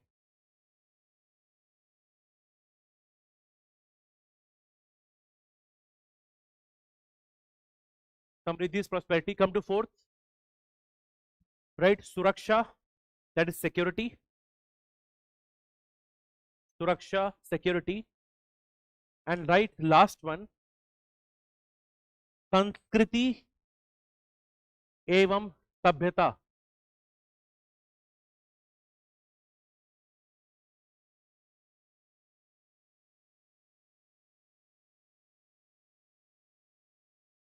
Sanskriti एवं सभ्यता, put a dash and write culture and civilization. Culture and civilization. Just quickly repeat the 5S. Samman, Samvad, Samriddhi, Suraksha and right. Now if you get questions, let's say India's vision of a new world order, things like this, there you can use it, right? Second, if you get a question that in a fractured international liberal order, what values or what core goals does the Indian foreign policy aims to propagate, you can talk about all these 5S. So these 5S in that sense are fundamental to foreign policy also and IR also. And again you can say this is India's approach of again highlighting its own values. That is why I used a term from a norm taker to a norm maker. Same for Global South, same for India. So right now if the country is growing, it also has a power to influence others' decision making. So from a norm taker to a norm maker, right? So when India becomes the voice of Global South, these things also it talks about. right? That is why India talks about a global south sensitive globalization. समझ आ रहा है हमें, right? So we've seen the snapshot of neighborhood. Now I'll start with India, China, and there's a reason I'm starting with China, because China's part in the entire lecture from right now to whatever time we end, हमेशा तक हम I will keep on repeating China, at least directly or indirectly. Now how we do countries in general, so let's say you have India, any country X, how your handout is also structured, I'll give you an idea. There is some introduction. In the introduction, either there is a context, some recent thing that has happened, or there is a mention of any values which these countries share. Now for almost each country there is a very brief historical context just to understand the country better. Okay, sometimes in writing 15 markers this can also be of value, but we will not overdo it, only we will stick to what is written. Even this is enough, I'm telling you, right? Next is each country has some importance. Hayana, if let's say this is India's neighborhood, for example I'm thinking of Sri Lanka. You tell me what is the importance of Sri Lanka. Importance of Sri Lanka, सबसे पहला हमेशा होगा उसकी location. Always, where is it located? In the Indian Ocean. Where do you think? So whenever you are stuck in importance, again 3 dimensions will help you. Strategic, which generally you think from location perspective, but you can think also from security. Strategic कैसे? अब ये this is close to India's neighborhood, very close in India's ocean. Anything that happens here will have a bearing on India. So that is one dimension. Second dimension will be, now if India wants to have relations, see both countries stand to gain. There will be employment, there will be industry set up, etc. So economic aspect will be there. With economic also goes connectivity projects. Even this can help. The country may have rich resources, can be used. They can have hydropower, so you can have hydel cooperation. So economic can be broken down into road projects, infrastructure. There's a lot of cooperations countries have. Okay, and the economic aspect, if you look at EU, they go even one step beyond. They will now focus on renewable technologies. They will focus on green hydrogen, right? So economic, there's a lot of scope of cooperation to be had. Then lastly, cultural. For example, for India, Nepal, we say it is a roti beti ka rishta. Why? Very close cultural ties are there. Same, India, Sri Lanka, very close cultural relations are there. So there is a cultural importance of that country also. Maybe some of its people are living in India. Some of Indians are living in that country. So for that angle, the country remains important. Hayana. Then you will always have areas of cooperation. Okay. Now I think in your handout there has been some printing error, right? In India, Pakistan, ye shed hai nahi cooperation ka. There is no mention of it. Why is that? Is that a printing error? What is that? Normally speaking, we will have areas of cooperation, but of course, even with countries like China, limited cooperation hai. And of course, with Pakistan, the issue is what I said. Cooperation is subject to conditional bilateralism, right? Unless Pakistan makes some effort, there can be no such cooperation, etc. So cooperation only for the countries with which we have good relations. Up areas of cooperation may you think of your GS subjects. Okay? Areas of cooperation right from, you can think of, you can go even more micro. Trade. What is the trade level, trade deficit? You can think of connectivity, any projects that are going on. Okay? You can think from science. Science can also be further broken down. Scientific level cooperation, what is happening. Okay? Then these countries, so there will be sectoral. I say this as sectoral. Now, if you have not done this, especially let's say who's directly watching a class or is not very well versed with prelims, this part is factual. Okay? So let's say if there is a pipeline project, अगर आपने नहीं पढ़ा है वो आपको factual है, right? If you revise it later, it will become easier for you. So there is sectoral cooperation between countries, that happens, yes, but we are also interested in something more important, that is the areas of cooperation extend beyond this, even at the level of institution or organization. So for example, if India and Sri Lanka have good relations, it also extends to even bodies like IORA, right? So beyond sectoral, we also have institutional level cooperation. And we will also see one more thing, that sometimes the cooperation can extend into support for India's UNSC seat, right? Support for India's other credentials. So this can also be an area of cooperation. But this is not with every country. For example, China opposes it. China opposes India's initial listing of Masood Azhar as a terrorist. So वो cooperation नहीं होगा वहां पे, right? So my point is, this will be a big list, right? Various areas of cooperation, even new areas of cooperation. Fine. Next, this is followed by the challenges the countries face. And here also there are some common points. So there are areas of cooperation, but there are challenges. One very obvious challenge is the delivery deficit, right? Same issue, bureaucracy or red tape. Now, red tape will lower down the confidence of people, because the project was promised in 5 years, maybe it has taken 15 years, and yet it is not completed. Delivery deficit creates opportunity for some other country, right? Especially China.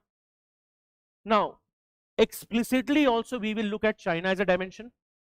In neighborhood specifically, I'll look also at the domestic factors. Maybe the domestic politics is very fragile. Even that will spill over. That can also be a challenge, right? So if we know the challenge, uske baad finally kya aata hai hamara way forward. Now in the way forward, you either have to mention the policy which can be integrated.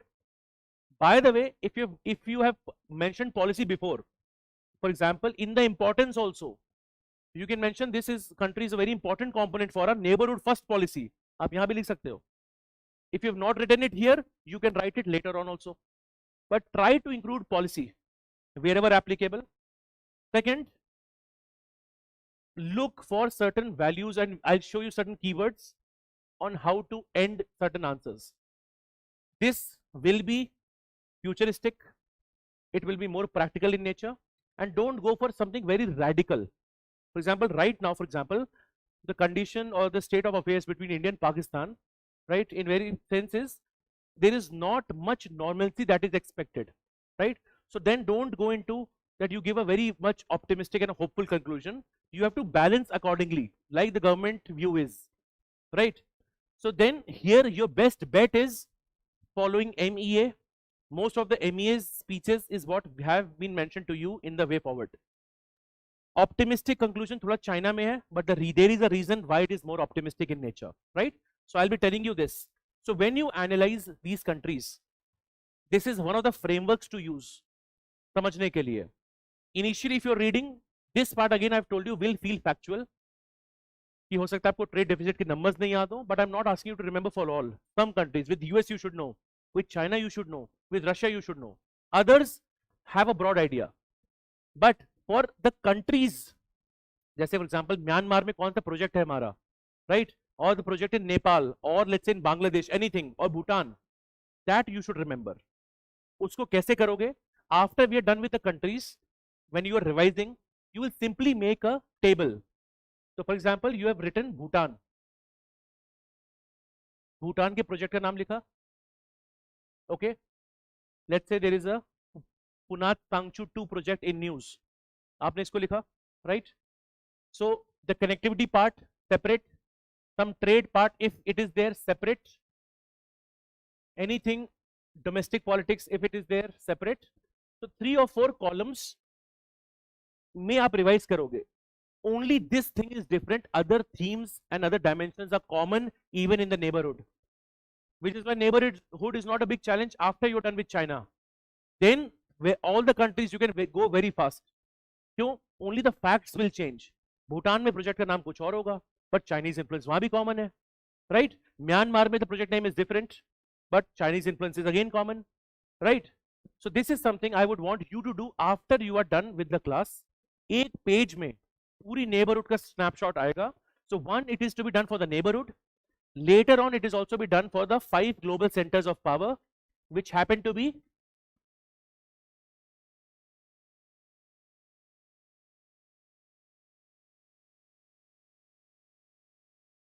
and इसमें भी major projects that you should remember. जैसे I mentioned ISET trust that is related to US, any recent defense cooperation. So this can be divided into defense, into infrastructure, trade, economy, and in the same manner your notes are also provided. So that should also be overall helping you out. ठीक है? Framework समझ में आ रहा है? ठीक है? This will help you even with the factual aspect. So end में only these tables you have to look at, and then your job is done. Fine. Now let me start with India, China.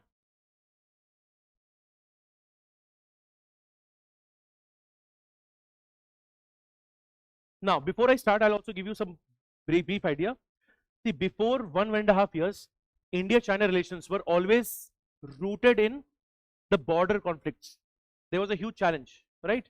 But in the recent times, I'm using a word, this. We are seeing a, this is also, we can also say this to be more of a, you know what is the meaning of a thaw? Thaw is normalization of relations. We're not saying everything has become better, but it is seeming to be getting better, right? And especially because of this, there is a more optimistic outlook. Now, most of you during COVID-19 and just after that, you remember the Galwan clash, right? Then the relations were almost at their very low point, where huge hostilities were there, right? And it is not just the hostilities at the border. The issue is India has a huge dependence on China. Yes or no? More than 70% of our APIs are coming from China. What is the API here? The active pharmaceutical ingredient on which the medicine relies. वो आप कहाँ से ले रहे हो? China से. Electronics में mostly dependent on China. Semiconductors, China. Solar panels, China. Rare earths, China. So the point is there is too much of dependence, and at the same time, if there's a conflict, it can lead to weaponization of supply chains, right? However, in the recent times, and more specifically because of the recent SCO summit, इसको लिखना नहीं, आगे लिखा भी हुआ है in your यहाँ पे Tianjin is actually the SCO summit. Okay, so we saw a diplomatic thaw in the Tianjin summit. In fact, Modi, she also met on the sidelines of BRICS summit in Kazan. These two have helped in normalization of relations, which is why we have now a more optimistic outlook. इसका reason एक और हो सकता है, especially because of the Trump's tariffs. It gave opportunity to China and India to also come closer, right? Now, based on this context, now we are going to see. अब आते हैं इस पे, right? In most of the topics, you will find 2, 3, even 4 lines of introduction that will almost encapsulate the entire topic, right? इसमें कैसे देखें हैं? 75, underline 75 years. किसके diplomatic relations? Now, very important thing is the relationship presents a central paradox of Asian geopolitics. Paradox है क्या? We will read this later, but main thing is, earlier the view was India and China will cooperate and this will be known as the Asian century, right? So that view was based on cooperation, but reality क्या हुआ? There was a lot of conflict. Yes. Now, because you have done the class till now, you remember what is the main reason for conflict. Go back to word order. What did I say? India wants a multipolar Asia in a multipolar world. China wants a unipolar Asia, right? And this also, the word order is not same. The form of government is not same. Again, the development is not same. The mode of development. And on top of that, and again we'll examine, China's policies like the 5-finger policy, China's salami slicing, or I'll tell you all these keywords. China's territorial ambition, whatever island it wakes up, it says this island is mine, right? What is this? The 9 dash line becoming sometimes 10 dash line. By your exam, it can also become 11 dash line, right? So that this is what? This is causing issues not only in India's neighborhood, but directly to India, right? So what is the fundamental paradox between them? That scholars and critics thought that they will cooperate and leading to Asian century, but at the same time there's a conflict between them, okay, which we now see as दो चीजें हैं. They have always initially engaged as a civilization. There is a lot of economic interdependence, okay. How much we say for China, ultimately we'll be using a Chinese phone, okay, or a Chinese light, and then I can go on and on. The so-called, the famous, I think, the startup founders that come on Shark Tank, ultimately they do white labeling of Chinese products only. Okay? This is coexisting with underlying border tensions. The biggest issue in India-China relations, even right now, is border tensions. Although border is relatively better now, right? There's a strategic mistrust. And here, right, the 1962 example, right? There is a technological dependence. Yes, who is depending on who? India depends. And last point we already have seen, competing vision of regional order. What is this? Unipolar Asia. लिखो फिर से, unipolar Asia versus multipolar Asia. And in bracket write Middle Kingdom complex. How many of you remember these terms? This we had done in 1962. Yes.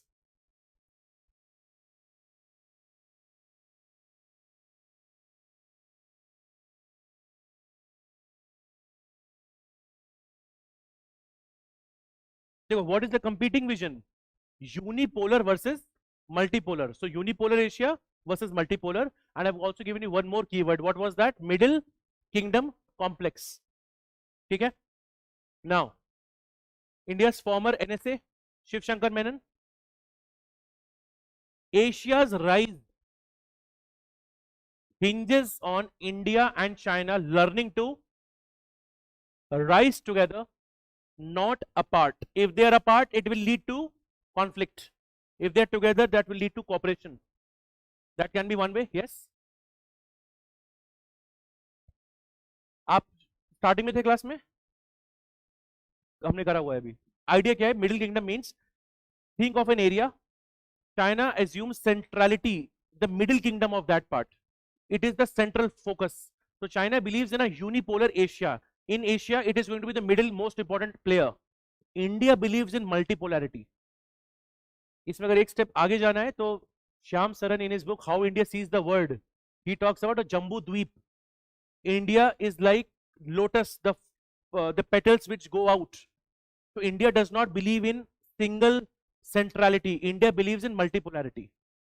ठीक है? कोई part अगर miss हुआ ना, the recording you can also see that, right? Initial lecture में although आपको लग रहा होगा अभी हमने यहाँ तक कवर किया, but we've covered a lot of background. Now my speed will be faster in the other portions because there's going to be more repetition. Now, historical, please take 30 seconds, go through. I'll directly come to China's engagement.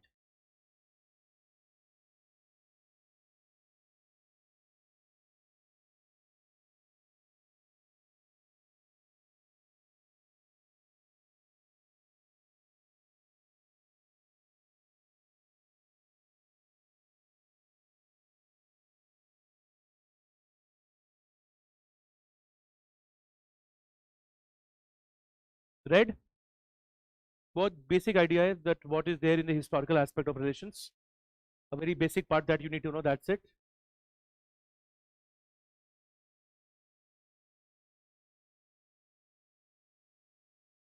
How many of you have read it? Okay, if you've read, now we'll come to this. देखो, the heading Indian China engagement, but main चीज अभी भी याद रखनी है is amid strategic competition, right? They already have issues, but यहाँ पे क्या है? Engagement, where is it? There is a level of economic interdependence, okay. जहां पे ट्रेड लिखा है आप अभी के लिए सिर्फ लिखो there is a trade deficit. Who has a trade deficit? India. Trade deficit is in favour of India और against India? Against India, and we have a huge trade deficit. If we were to quantify how much is the trade deficit, कितनी है approx?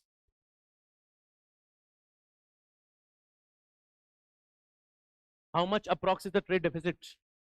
क्या अभी रोको, I will just tell you the most recent fact, maybe after break I'll make you write that. There is dependence, but the dependence is not equal, right? Investment is happening, right? Why is sometimes India government wary of investment of Chinese firms? Kyun? Why? For example, Paytm was in the radar for having, the main issue is the data, right? Whether the data will be stored in India or whether the data will be stored in China and accessed by the Chinese government, then misused by the Chinese government. This is always a challenge.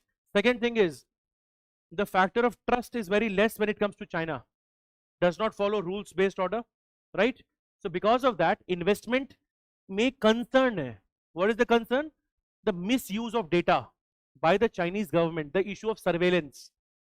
That is why you should know 5G, the whole infrastructure of 5G was supposed to be done by UAE, okay? But US and other countries then almost backed out, the whole project was cancelled, and now these countries are now making their own 5G infrastructure networks. Why? Because UAE happens to be a Chinese company. Problem kya hai? The data can be misused by the Chinese government. So there's a huge lack of trust. Second, in the recent times we have seen border dialogue, right? अब यहाँ पे दो नाम लिखेंगे,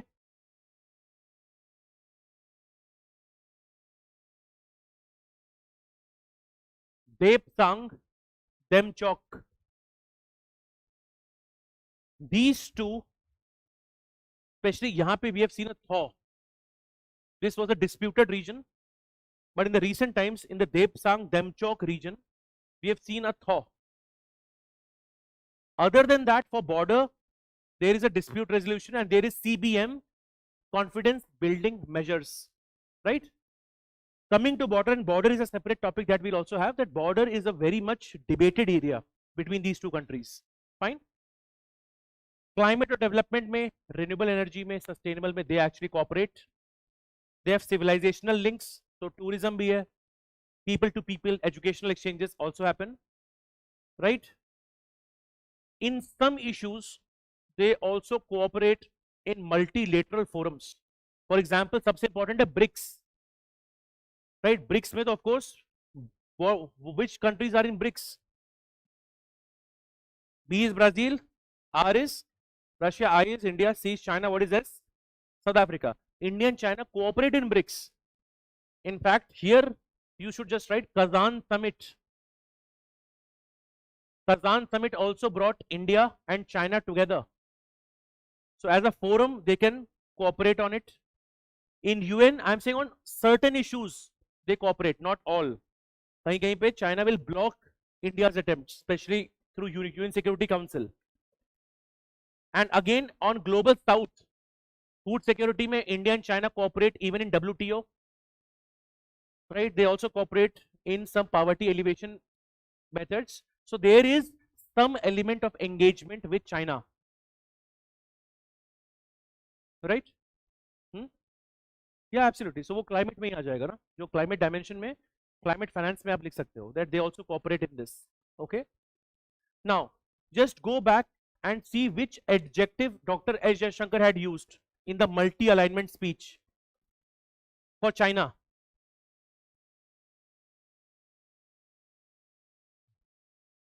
Manage China, engage, right?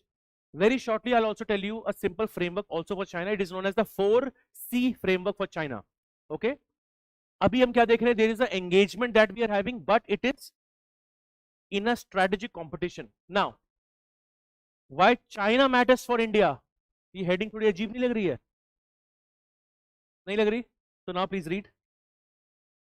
This heading will be there in the first 3 topics. but later on I would expect that you get a hang of it. देखो, every country to some extent will matter for India, right? There is something to be gained. China's India's largest strategic competitor, right? Trade partner, underlying trade deficit. बहुत बड़ा issue है direct border adversary along LAC. If it is not written, also write nuclear armed neighbor. Nuclear armed neighbor.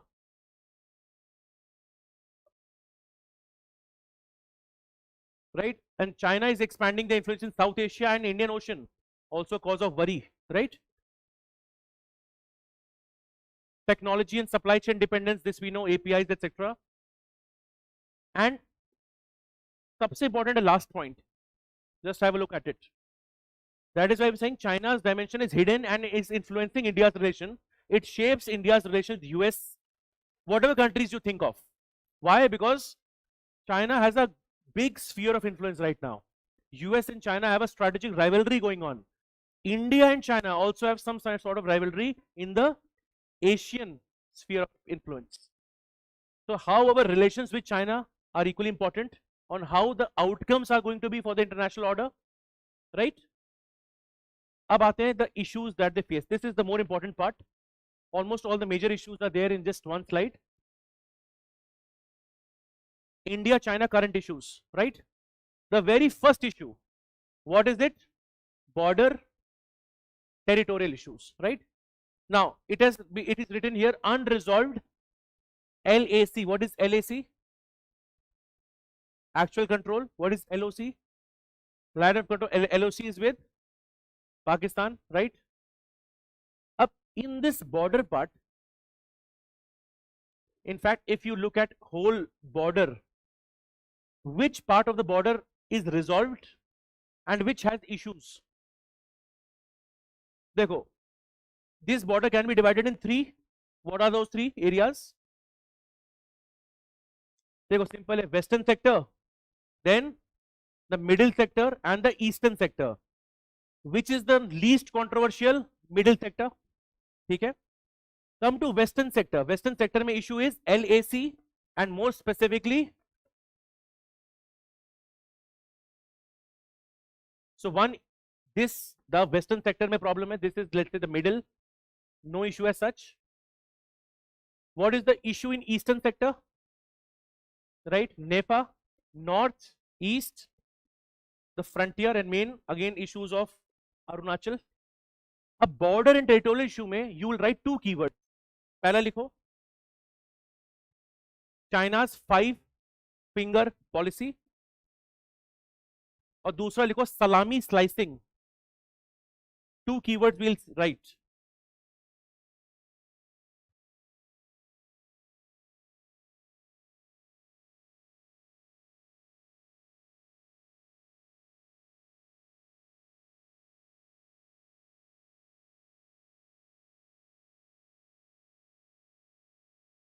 What is 5-finger policy?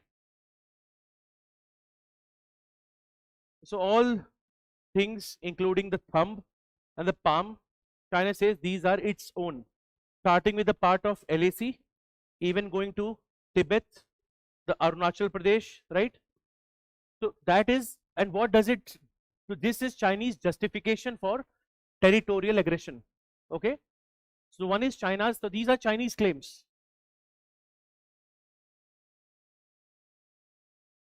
China's 5-finger policy leads to the border clash.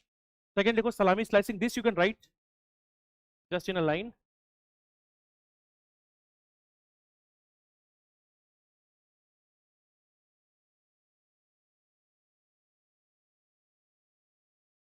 Because using a series of small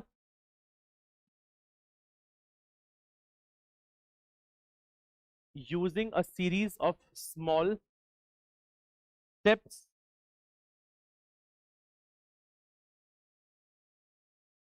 to gradually assert territorial control. Taking small steps to gradually assert territorial control. जैसे कि let's say the border is here, This is the Chinese side, this is the Indian side. What they will do, one small outpost will be made here. Some days later they will just do a small patrolling here. Third, kuch aur forward posts again. So slim, what will happen? Shifting the borders. This is salami slicing, one small step at a time. And this is a part of their geopolitical strategy. So we are seeing two things. One is their ambition, the 5-finger policy. Second is salami slicing strategy. Now, this point gets continued. So again, Galwan legacy. एक बार इस पे आओ. Why border dispute? Direct continuation है. Second point. Why border dispute actually persists between India and China? Just below this, because this is a continuation of border. क्या issue है? सबसे पहला, there is differing perceptions of LAC, right? In the border, the most common problem is this. For example, if there's a Radcliffe line, where's the Radcliffe line? Right? अब उसमें भी differing perceptions है. Same issue we'll see with Nepal also. Nepal claims Limpiadhura, Lipu Lake, parts of its own territory. But वहाँ पे भी क्या issue है? How the line is divided. So if you are getting more part, you will go with that interpretation. So सबसे पहले issue क्या है? Differing LAC perceptions, and this is also a British problem, right? So there is a McMahon line, there's a MacDonald line, and there's a Johnson line. This creates a huge confusion. So abhi you don't have to go into all the lines here. Main cheez kya hai? There's a differing perception of LAC. This creates a challenge. Second, legacy of 1962 war, right? अब यहाँ पे लिखेंगे strategic mistrust. In fact, even in this war, we also saw salami slicing, small steps happening.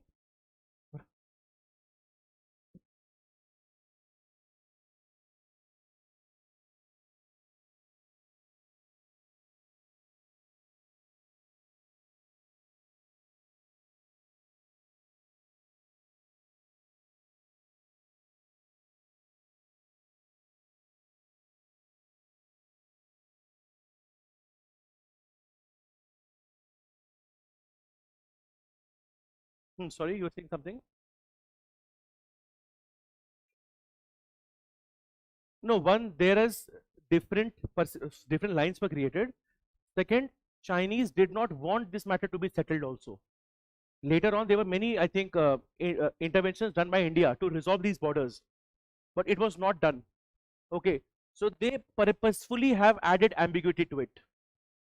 Chinese, they will not resolve it. Okay, in fact, on the when I discuss with you the issue I think with the Shimla agreement also.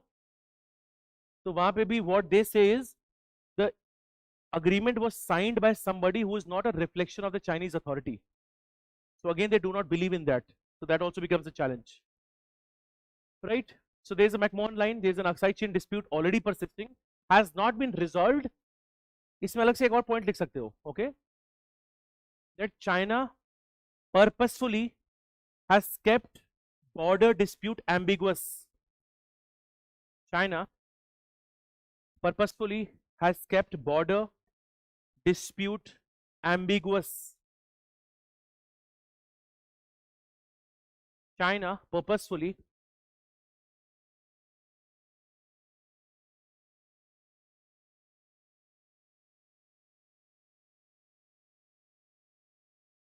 border dispute ambiguous, right? तो ये question किसी को भी आ सकता है कि sir ये British problem है, why don't they resolve it? So to some extent on the middle sector there have been confidence building measures and a border dialogue mechanism, but that dialogue mechanism that has not borne fruit either on LAC and not also on the eastern part.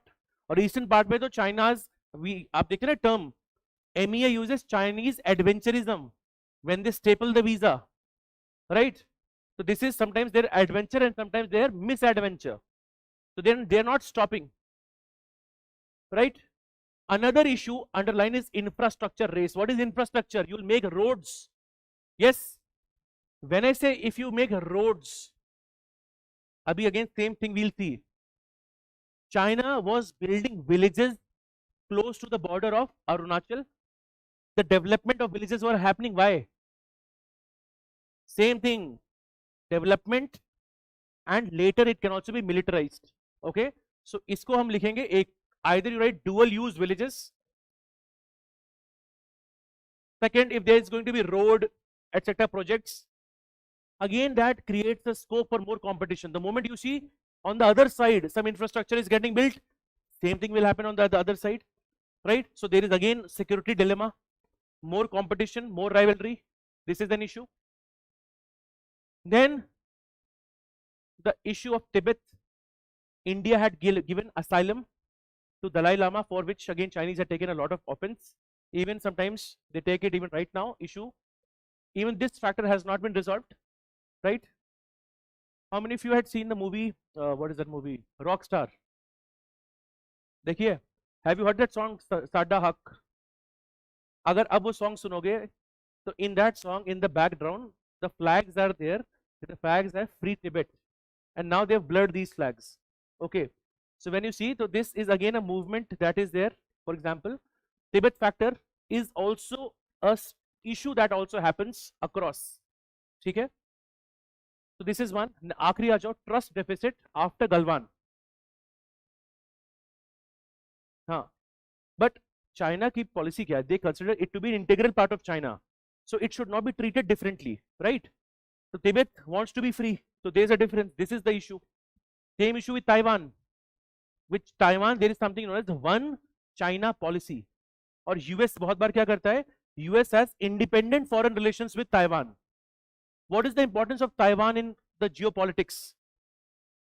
I am saying the answer is chips. Correct? Which chips? Lays? No. The semiconductors, right? The biggest resource is present in Taiwan, which is why, with the reference to Taiwan, Xi Jinping had used which term? Thucydides trap. समझ रहे में? Right? So some of the reasons why the trust deficit is there leads to border disputes is one. ठीक है? I'll come to BRI in just a moment. एक ये issue हो गया. Second, economic and supply chain dependence. सबसे बड़ा issue, what is the issue? We have a trade deficit. There is a reliance on Chinese goods. अब यहाँ पे again you can mention, for example, API. More than 70% API or semiconductors / solar panels, rare earths, हर एक चीज में huge Chinese dependencies there. Economic and supply chain dependence.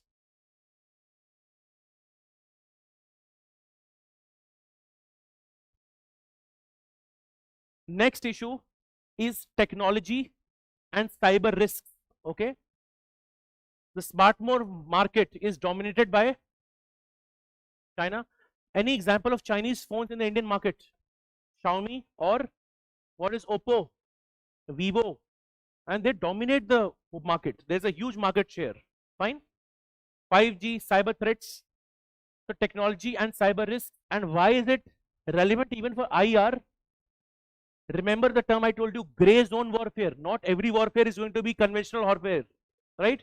So there can be information warfare, misinformation, gray zone warfare.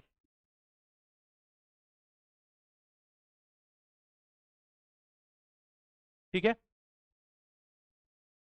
Next is the China-Pakistan nexus.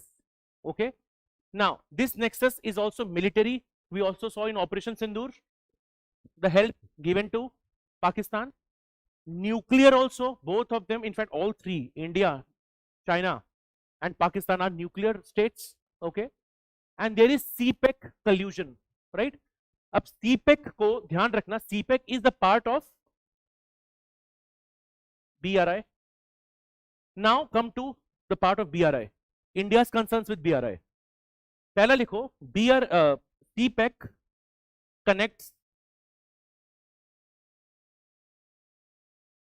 CPEC connects Kashgar to Gwadar. Where is Gwadar? So there's a Gwadar port and Kash, Kashgar. This is in China. CPEC connects Kashgar to Gwadar, and CPEC is a part of BRI, Belt and Road Initiative.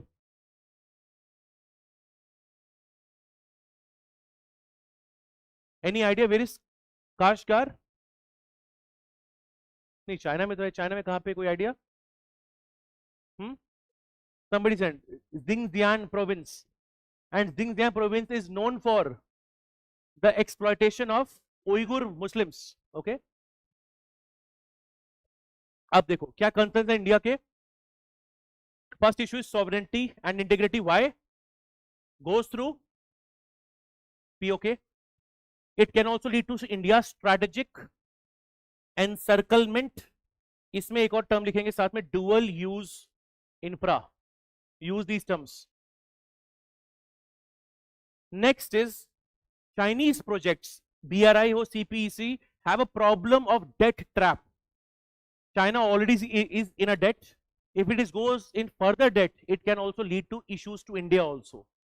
So एक issue है debt trap, one issue is encirclement, one issue is sovereignty integrity, issue of security implications, right? क्यों? The issue of military and also the issue of surveillance.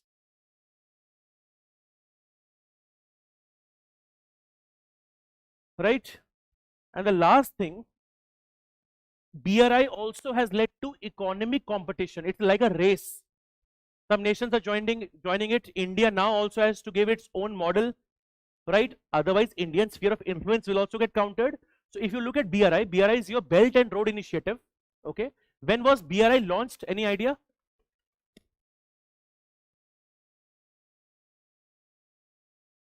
Right? So 10 plus years of it has happened. Even a broad assessment of BRI you should also expect. Usme sare points likhenge negative. The concerns with BRI. One of the concern is debt trap. One of the concern is strategic encirclement because of dual use infra.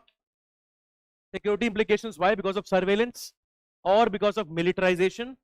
It can also lead to economic competition, right? Which can also be not very good for India's neighborhood and also extended neighborhood. Are we able to understand this?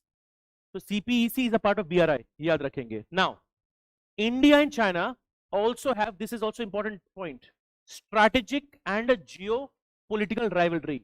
Isme core point kya hai? BRI, right? And remember, BRI has two things. One is land component and second is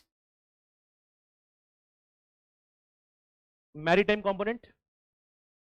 CPC वाला point हमने already कर रखा है.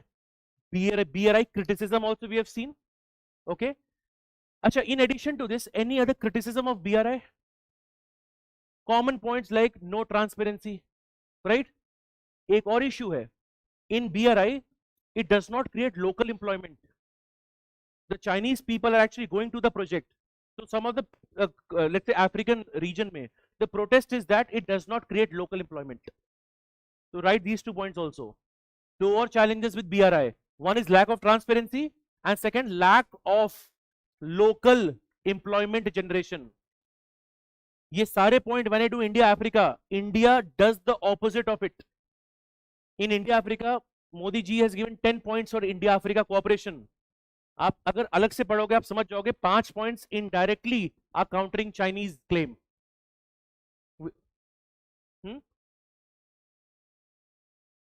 After transparency, what did I say? That does not create local employment. How China's?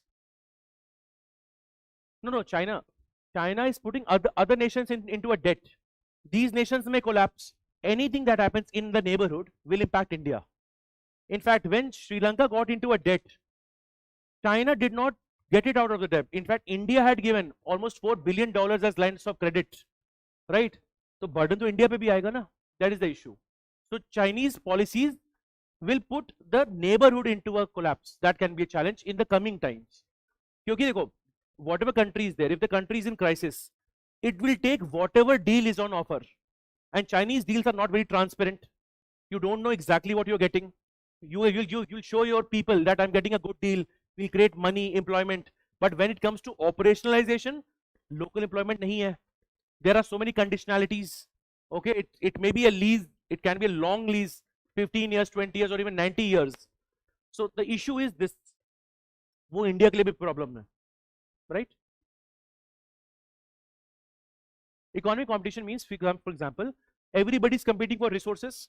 So if your neighbor already has taken a, let's say, point, or if they have taken it, India also has to give some competing vision of what we have to offer the whole neighborhood. So in the market also, what is the economic competition? Again, Chinese dumping of materials. China dumping karta hai, right? China's dumping also creates economic competition. The other materials don't realize their real value because of Chinese overproduction. वो भी एक challenge है. तो वहाँ पे dumping लिखेंगे, वहाँ से याद आएगा आपको. ठीक है? In economics, you have heard about anti-dumping duty. ठीक है? Okay. Next आ जाओ water ecological. We have a lack of water treaty, right? Brahmaputra dams, right? अब यहाँ पे if the dams are being created between China and India, who is the upper riparian state, right? तो यहाँ पे इसे याद रखेंगे. Upper, who has more advantage, upper or lower? Simple potential and energy, rho gh, height जहाँ ज़्यादा होगी. So it is the state which is the upper riparian that can flow the flow of water. In Indian Pakistan Indus Water Treaty, who is upper riparian? In Indian Bangladesh, who is upper riparian? India. In India Bangladesh, India has often shared a lot of data. Okay, but India Bangladesh में challenge है that out of, if I am not sure, I think around out of 54 rivers shared between India and Bangladesh, only for 2 rivers we have had river sharing agreement. सिर्फ 2 rivers पे है, और वो issue यहाँ पे ही है. The main issue is lack of river sharing agreements, lack of hydrological data sharing, which becomes hydropolitics or it becomes weaponization of water. Okay, next आ जाओ. Multilateral obstruction, yes or no? India's NSG entry, UNSC, terror listing में you write down Masood Azhar.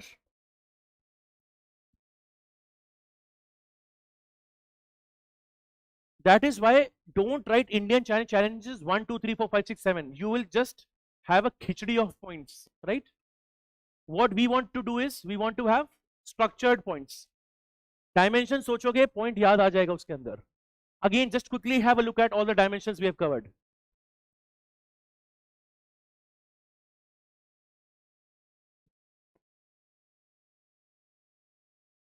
ठीक है? Now, ये heading सुनी होगी पिछले साल. India lost, sorry, US has lost India and Russia to darkest China. So again, India-China relations are not just India-China relations. There are other factors at play. इस statement का मतलब क्या हुआ? Trump also equating the countries are choosing sides. They have lost India to Russia. So Russia and China were already closer. They had communist governments. And now the assertion that is made here is that India is getting closer to this camp, to the darkest China. Again signifying US and China having a strategic competition. Right? Although अभी चलो ये मैं बाद में बताऊंगा मैंने क्यों यहाँ पे रखा है. चलो come to managed thaw. Next page.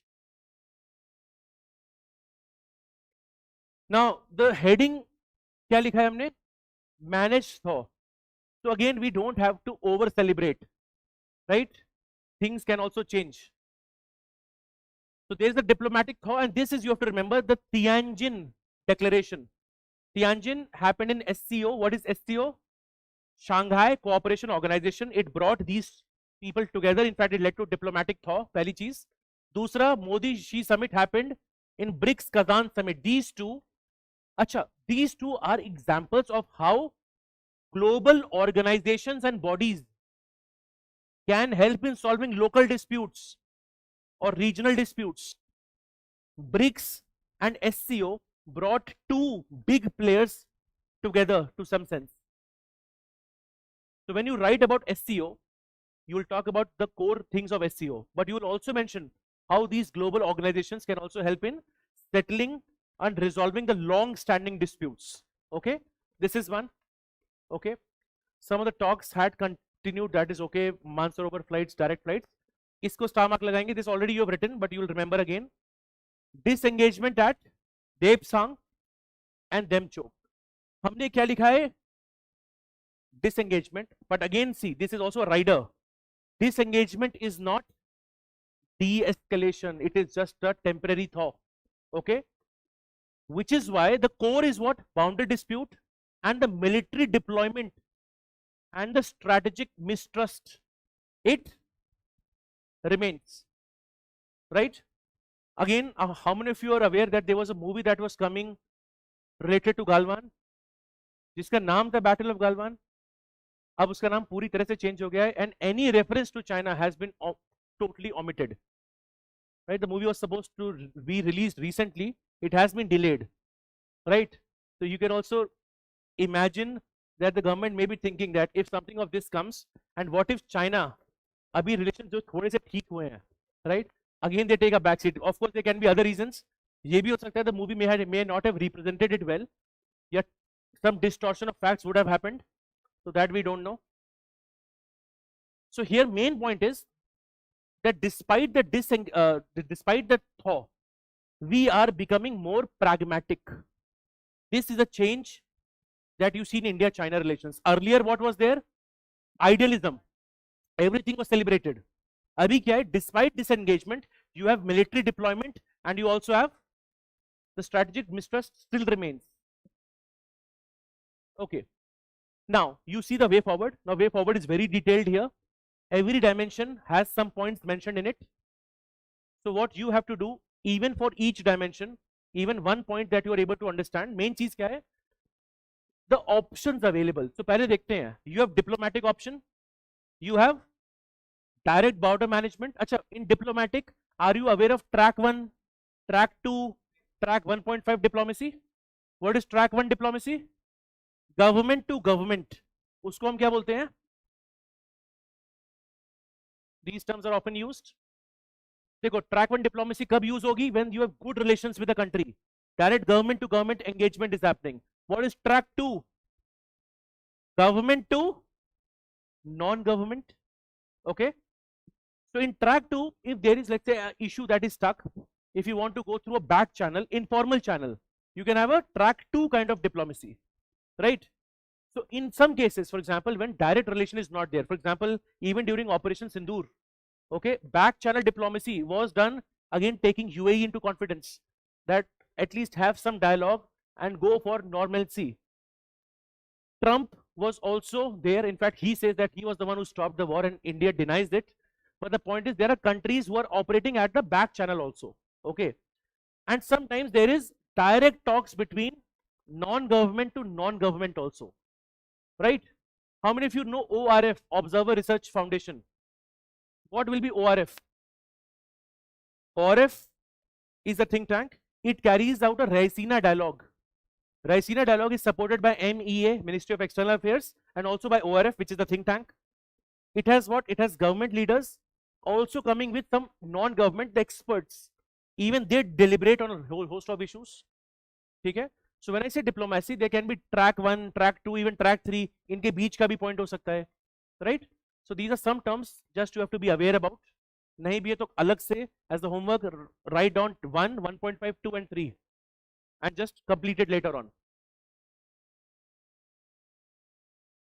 So one dimension is diplomatic, second dimension is border management. Then you have economic, regional and cultural, right? अब देखो, in the exam it will be very less likely आप पांचों के पांच dimensions सारे लिख पाओगे और इतनी डिटेल में. The reason why this is there is to tell you the range of options available.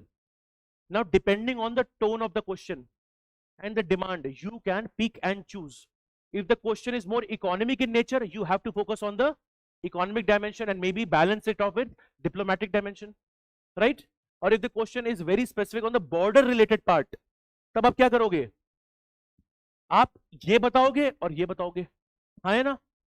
So the content has to be used in the manner. So here also the main idea is you will use it accordingly. So please go through this. Diplomatic, economic, even regional is there. Let's say if the question is on the cooperation of India and China, and let's say it is across the multilateral bodies, तब मैं ये points लिख सकता हूँ, right? Cultural in general, if the relations between any country are not as good, if the economics is not as good, we say focus on economy, but also focus on people to people. The more there is people to people ties, there will be more economics that will happen. India-Russia relations, what is the biggest challenge? It is dominated by defense. Economics is very less. Uska solution kya hai? Same. We say people to people ties have to be improved. You have to diversify their economics. Don't only focus on the defense. Okay? So I'll give you a minute.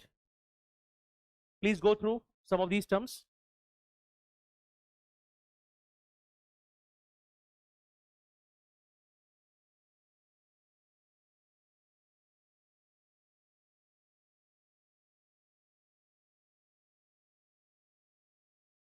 अच्छा, इसको आप लिख लो, if you're not aware, SR is special representative and WMCC is working mechanism for consultation and coordination. SR and WMCC. This happens every year. I think just 4 weeks back also these talks have happened. Special representative level talks.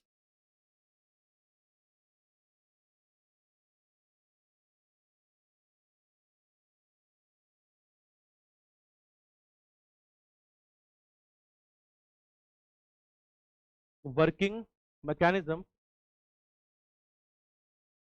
जैसे ये देखो, सबसे recent अभी हुई है.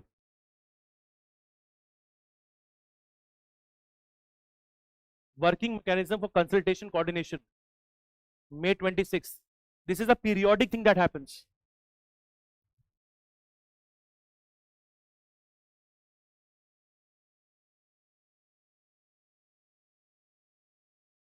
Right? अब इसमें जैसे constructive, forward looking, they will again say maintaining peace, tranquility. Almost every year this is going to be same. Right? Delimitation, transgression, management, regular exchanges, both sides, substantive preparation, this and that, SR level talks. So SR level talks and WMCC, if they are happening regularly, it shows relationships are on a better track. And they can also help in resolving some border issues. In fact, disengagement at Depsang and Demchok also happened because of continuous engagement. ठीक है? तो ये बस याद रखेंगे, these things are also the mechanisms which are there. You have diplomatic means, you have border related specific points, you have economic specific points, cultural है, और क्या है last? One more dimension is regional. Okay? How many of you have read it? Take a minute, complete करो इसको.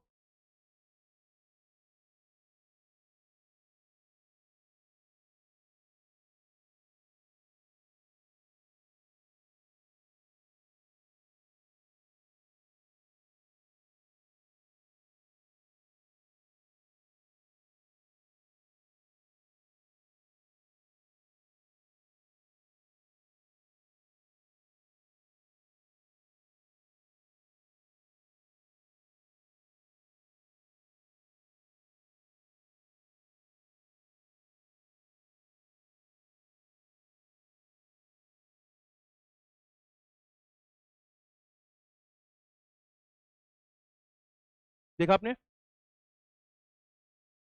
So these are the points that can be explored, right? Various points, almost सारी points हमने करी है. Abhi, if you don't understand certain, don't worry. This you will see in internal security. How many of you now know this term? Restrict FDI in sensitive sectors. Why? Potential for misuse, right? Intensify production. Kiska? APIs, semiconductors. Fine. Cultural part, I think you have an idea. Now, just quickly go through the way forward. And isme a new keyword is there. Despite episodes of trust deficit, the idea of dragon, elephant, tango, तीन अलग चीज है. What is a dragon? China. Who is an elephant? India. Tango is a dance. If they are dancing together, what does it mean? This is the idea of cooperation. Okay. Some time back, I think many years back, एक बहुत popular book है IR में. उस book का नाम है Does the Elephant Dance? The book is by David Malone. Okay. So elephant किसके लिए है? India. This term signifies cooperation between India and China. The term Asian century, ये सुना है ना आपने term? अच्छा, ये आपको मैं छोटा सा होमवर्क दे रहा हूं. Right this term in the bracket, right? Parag Khanna. Parag Khanna has made this term popular. There's a TED talk of Parag Khanna. It's a slightly old TED talk on Asian century. Please, I think 10-15 minutes की है, एक बार सुनना इसको. The idea of Asian century.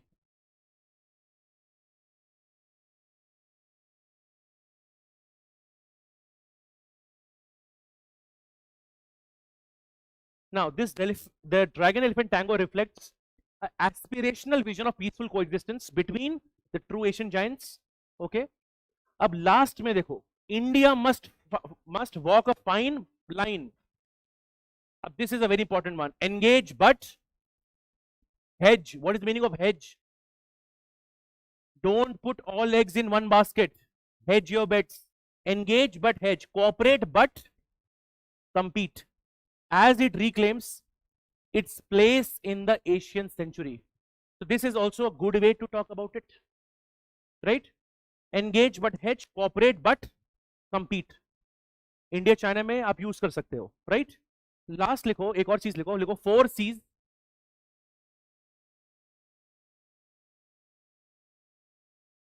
This is also a simple framework. बहुत बार क्या होता है, why frameworks are useful, that sometimes if you're not able to recall things, some of these values come to your rescue.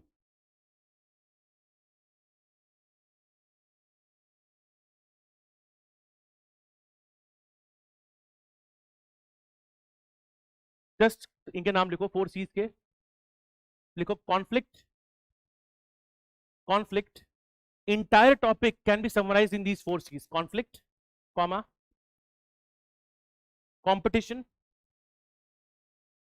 cooperation, and fourth one is important, containment. Conflict, competition, cooperation, containment. There is a conflict mostly because of border dispute, right? There is a competition on economic front also. India is also giving its model of development. China gives BRI. Competition is also for sphere of influences. Competition is also for resources. Yes or no? Cooperation, हमने देखा कहाँ कर रहे हैं, right? Environment पे, etc. And last thing is containment. For example, China +1 strategy, right? Same thing. If China has done a project, if we do the project better transparency, better consensus mechanism, this is containment. Diversification of supply chains. Yes or no? Supply chain resilience. So entire China I can summarize in 4 C's. What are the 4 C's? Conflict, competition, cooperation, containment. And उसके beyond आपको एक और step जाना है, तो this is also good line. Engage but hedge, cooperate but compete. This tells you we have moved away from moral idealism to pragmatic realism. This shows how we are looking at things.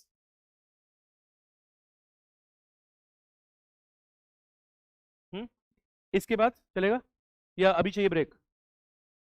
पर ये topic linked है, फिर आप कहोगे sir break के बाद ये topic फिर से नहीं पढ़ना मुझे, क्या पढ़ना है बताओ? You tell me. इसके बाद ना, this is a very small topic actually, okay, because then we'll start a fresh, although there is nothing a fresh in IR. ठीक है, फिर हम यहां से शुरू करेंगे. चलो, US China trade war. The point is we are discussing this. Don't think this is a separate topic I am doing. This is again linked to what we have just done. Okay. Now when you look at US-China trade war, सबसे पहले just see the first quote. When 2 elephants fight, it is the grass that suffers. आपको आप ये कहोगे नहीं sir, when 1 elephant and 1 dragon fights, but this is a proverb. इसका क्या होता है? When 2 very powerful people fight, it is the people beneath and everybody else that suffers. So you are saying this for US-China trade war, that it does not just impact these 2, it impacts everyone, right? Especially the weaker, especially the global south. Now a very simple definition of what is a trade war क्या है?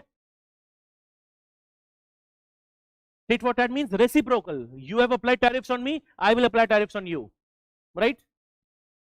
To counter, अब ये है important, unfair practices.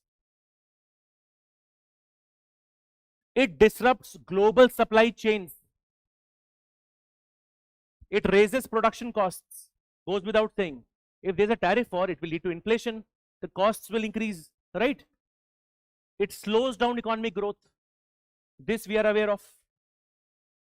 Now, what is the timeline? Pehli baat, this trade war is not happening for the first time, right? Earlier, during Trump 1.0, Trump had initiated tariffs on China. Kyun? IP theft. What is IP? Intellectual property theft. Second, there was a huge trade imbalance. And even USA has a trade deficit with China, right? And USA has a huge dependence also on China, right? So which is why, despite trade war, they still recently had a deal to procure soya beans. Okay. Next, after this, in the next phase, what we saw, US imposed more tariffs on China. China retaliated. This went back and forth. Or third point is more important. This has now gotten into semiconductors, rare earths, EVs, AI, and exports. So which means, which started only with certain small sectors has percolated into the technological domain as well. Which tells you the real reason for the trade war is not simply economics.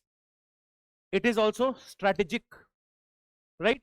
If there's a trade war, if there's a confusion that happens, US would want that Chinese model or growth slows down. But it did not slow down, as we saw. And in fact, later, Xi Jinping, he even almost arm twisted US, because they had the huge reserves of rare earths, right? Critical minerals which were to be used by the US. So China already knew their position of strength. Fine. Kya hai core triggers underline this? US deficit with China. So there is a trade imbalance. Second, the issue of IPR and tech transfer, right? Unfair trade practices हैं. अब यहाँ पे star mark लगाओ, third point. And this is actually this is US action. US has gone for a very important keyword, supply chain decoupling. It has introduced a CHIPS Act. CHIPS Act is related to which country? Even Taiwan. No, of course it is a US Act. It is also related to procuring of chips overall. Idea of chip sovereignty. There is a compact between India and US and even ties with Vietnam. Third point is actually a way of US to counter their dependence on China. Okay? So third point पे लिख लेना, this is US action to reduce Chinese dependence.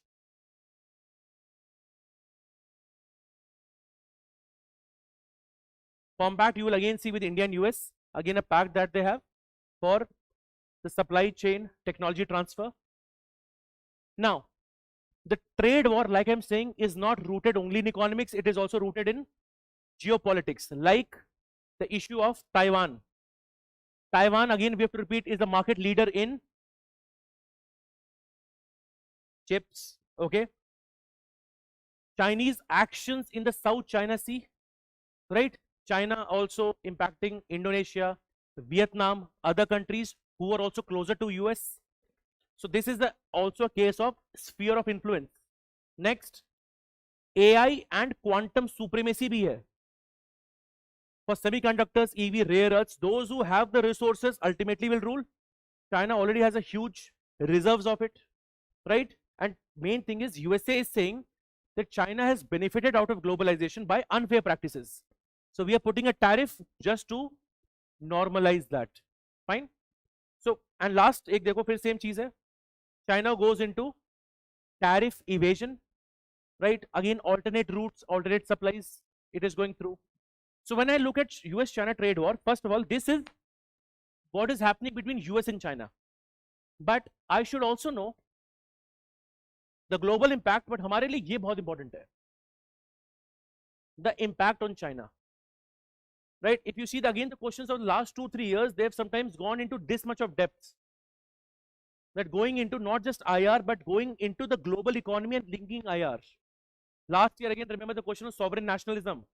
Usse pehle the question, West looks at India as the alternate to China. Yes.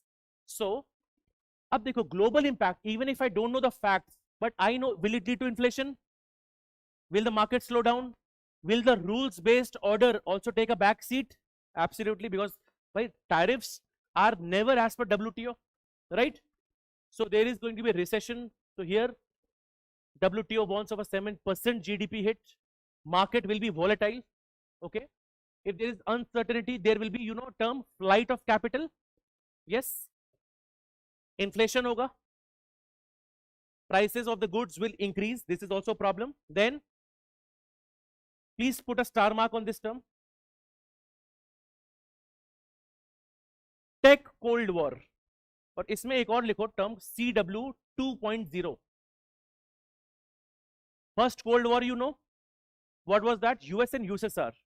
Now people say second Cold War, first of all, is between US and China. Second, it is about new issues. The new issues like, अब देखो term देखो, weaponization of rare earths, EVs and chip supply chain. Again, that is why the Taiwan angle becomes very important, and China's one China policy. And again, remember the Chinese reference to the Thucydides trap when Trump was there in the summit, right? Other than that, we already know China का problem क्या हो सकती है? China can dump a lot of products just to avoid the tariffs, and this can also distort the local industries. And lastly is polarization. This will weaken multilateralism. Simply why? Because there is no respect now for rules-based trade. WTO, the relevance is also getting questioned if there's a trade war, tariff war going on. Okay, right? It will split the global trade agreements, and now the countries will be looking for bilateral or minilateral agreements. They will themselves circumvent WTO. WTO में, if you recall, there is a principle of, कौन सा principle है WTO में बहुत famous? One is MFN. There is also one more principle. एक और है. That principle simply says every country should be treated alike. I think it is very close to non-discrimination. I'm forgetting the exact name. So there, the idea is what? That every country will not be, no country will be discriminated. If WTO is not able to have a fair rules-based order, what will happen? New trade agreements will come. है ना? Right? Now, what is the impact on India? आपके लिए सबसे important ये section है. Right? Because a direct question on US-China trade war will not be asked. Question अगर आएगा तो इस context में आएगा. What are the implications for India? Now, if there is a US-China trade war, does it have opportunities for India? Yes. देखते हैं कैसे. सबसे पहला underline फिर से. China +1 diversification in various sectors, electronics, textiles, etc.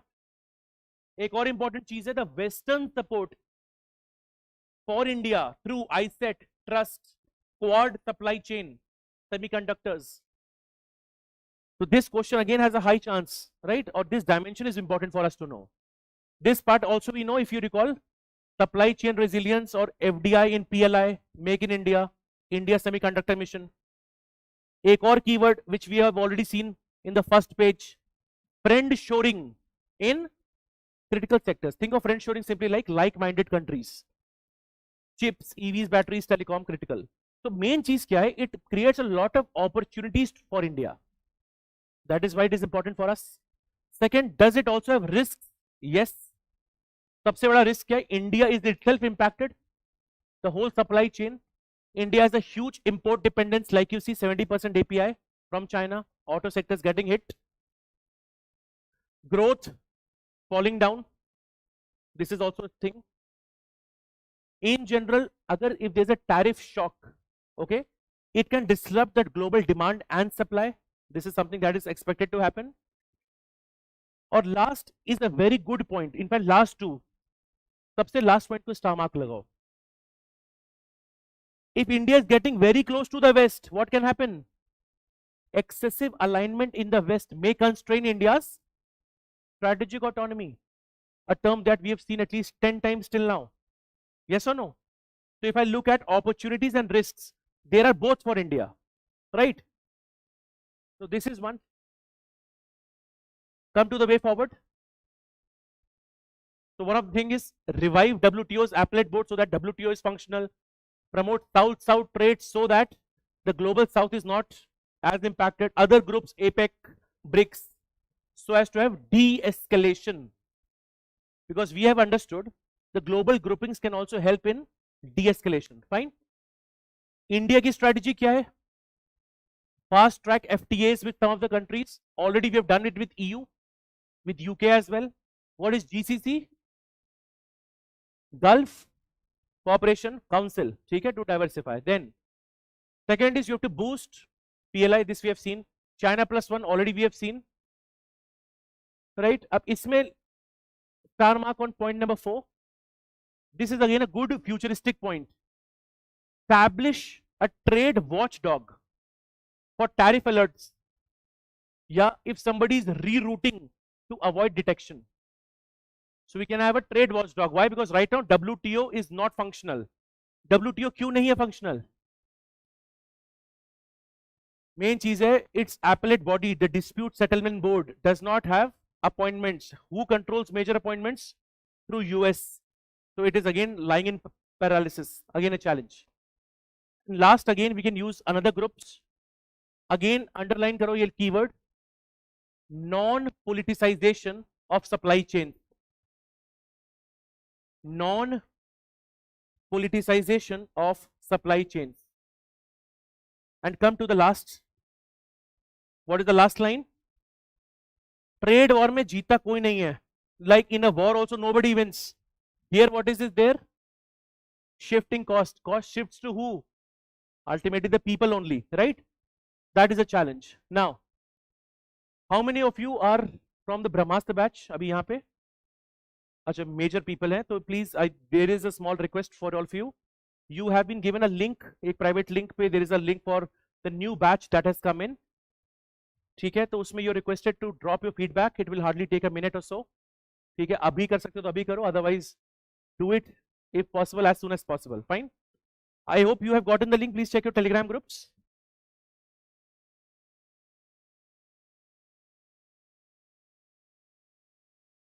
ठीक है, what is this image telling you? Huh? ठीक है, so we'll start in the break. After the break, we'll start from this. We start with India, Nepal. अभी तक follow कर पा रहे हो?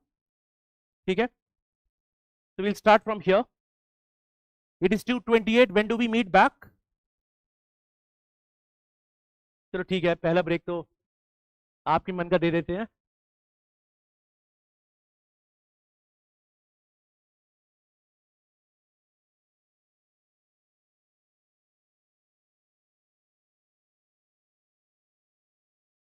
ठीक है, and the people again, just your Brahmastra group पे, the 5th July batch is there. We would want you to share your feedback.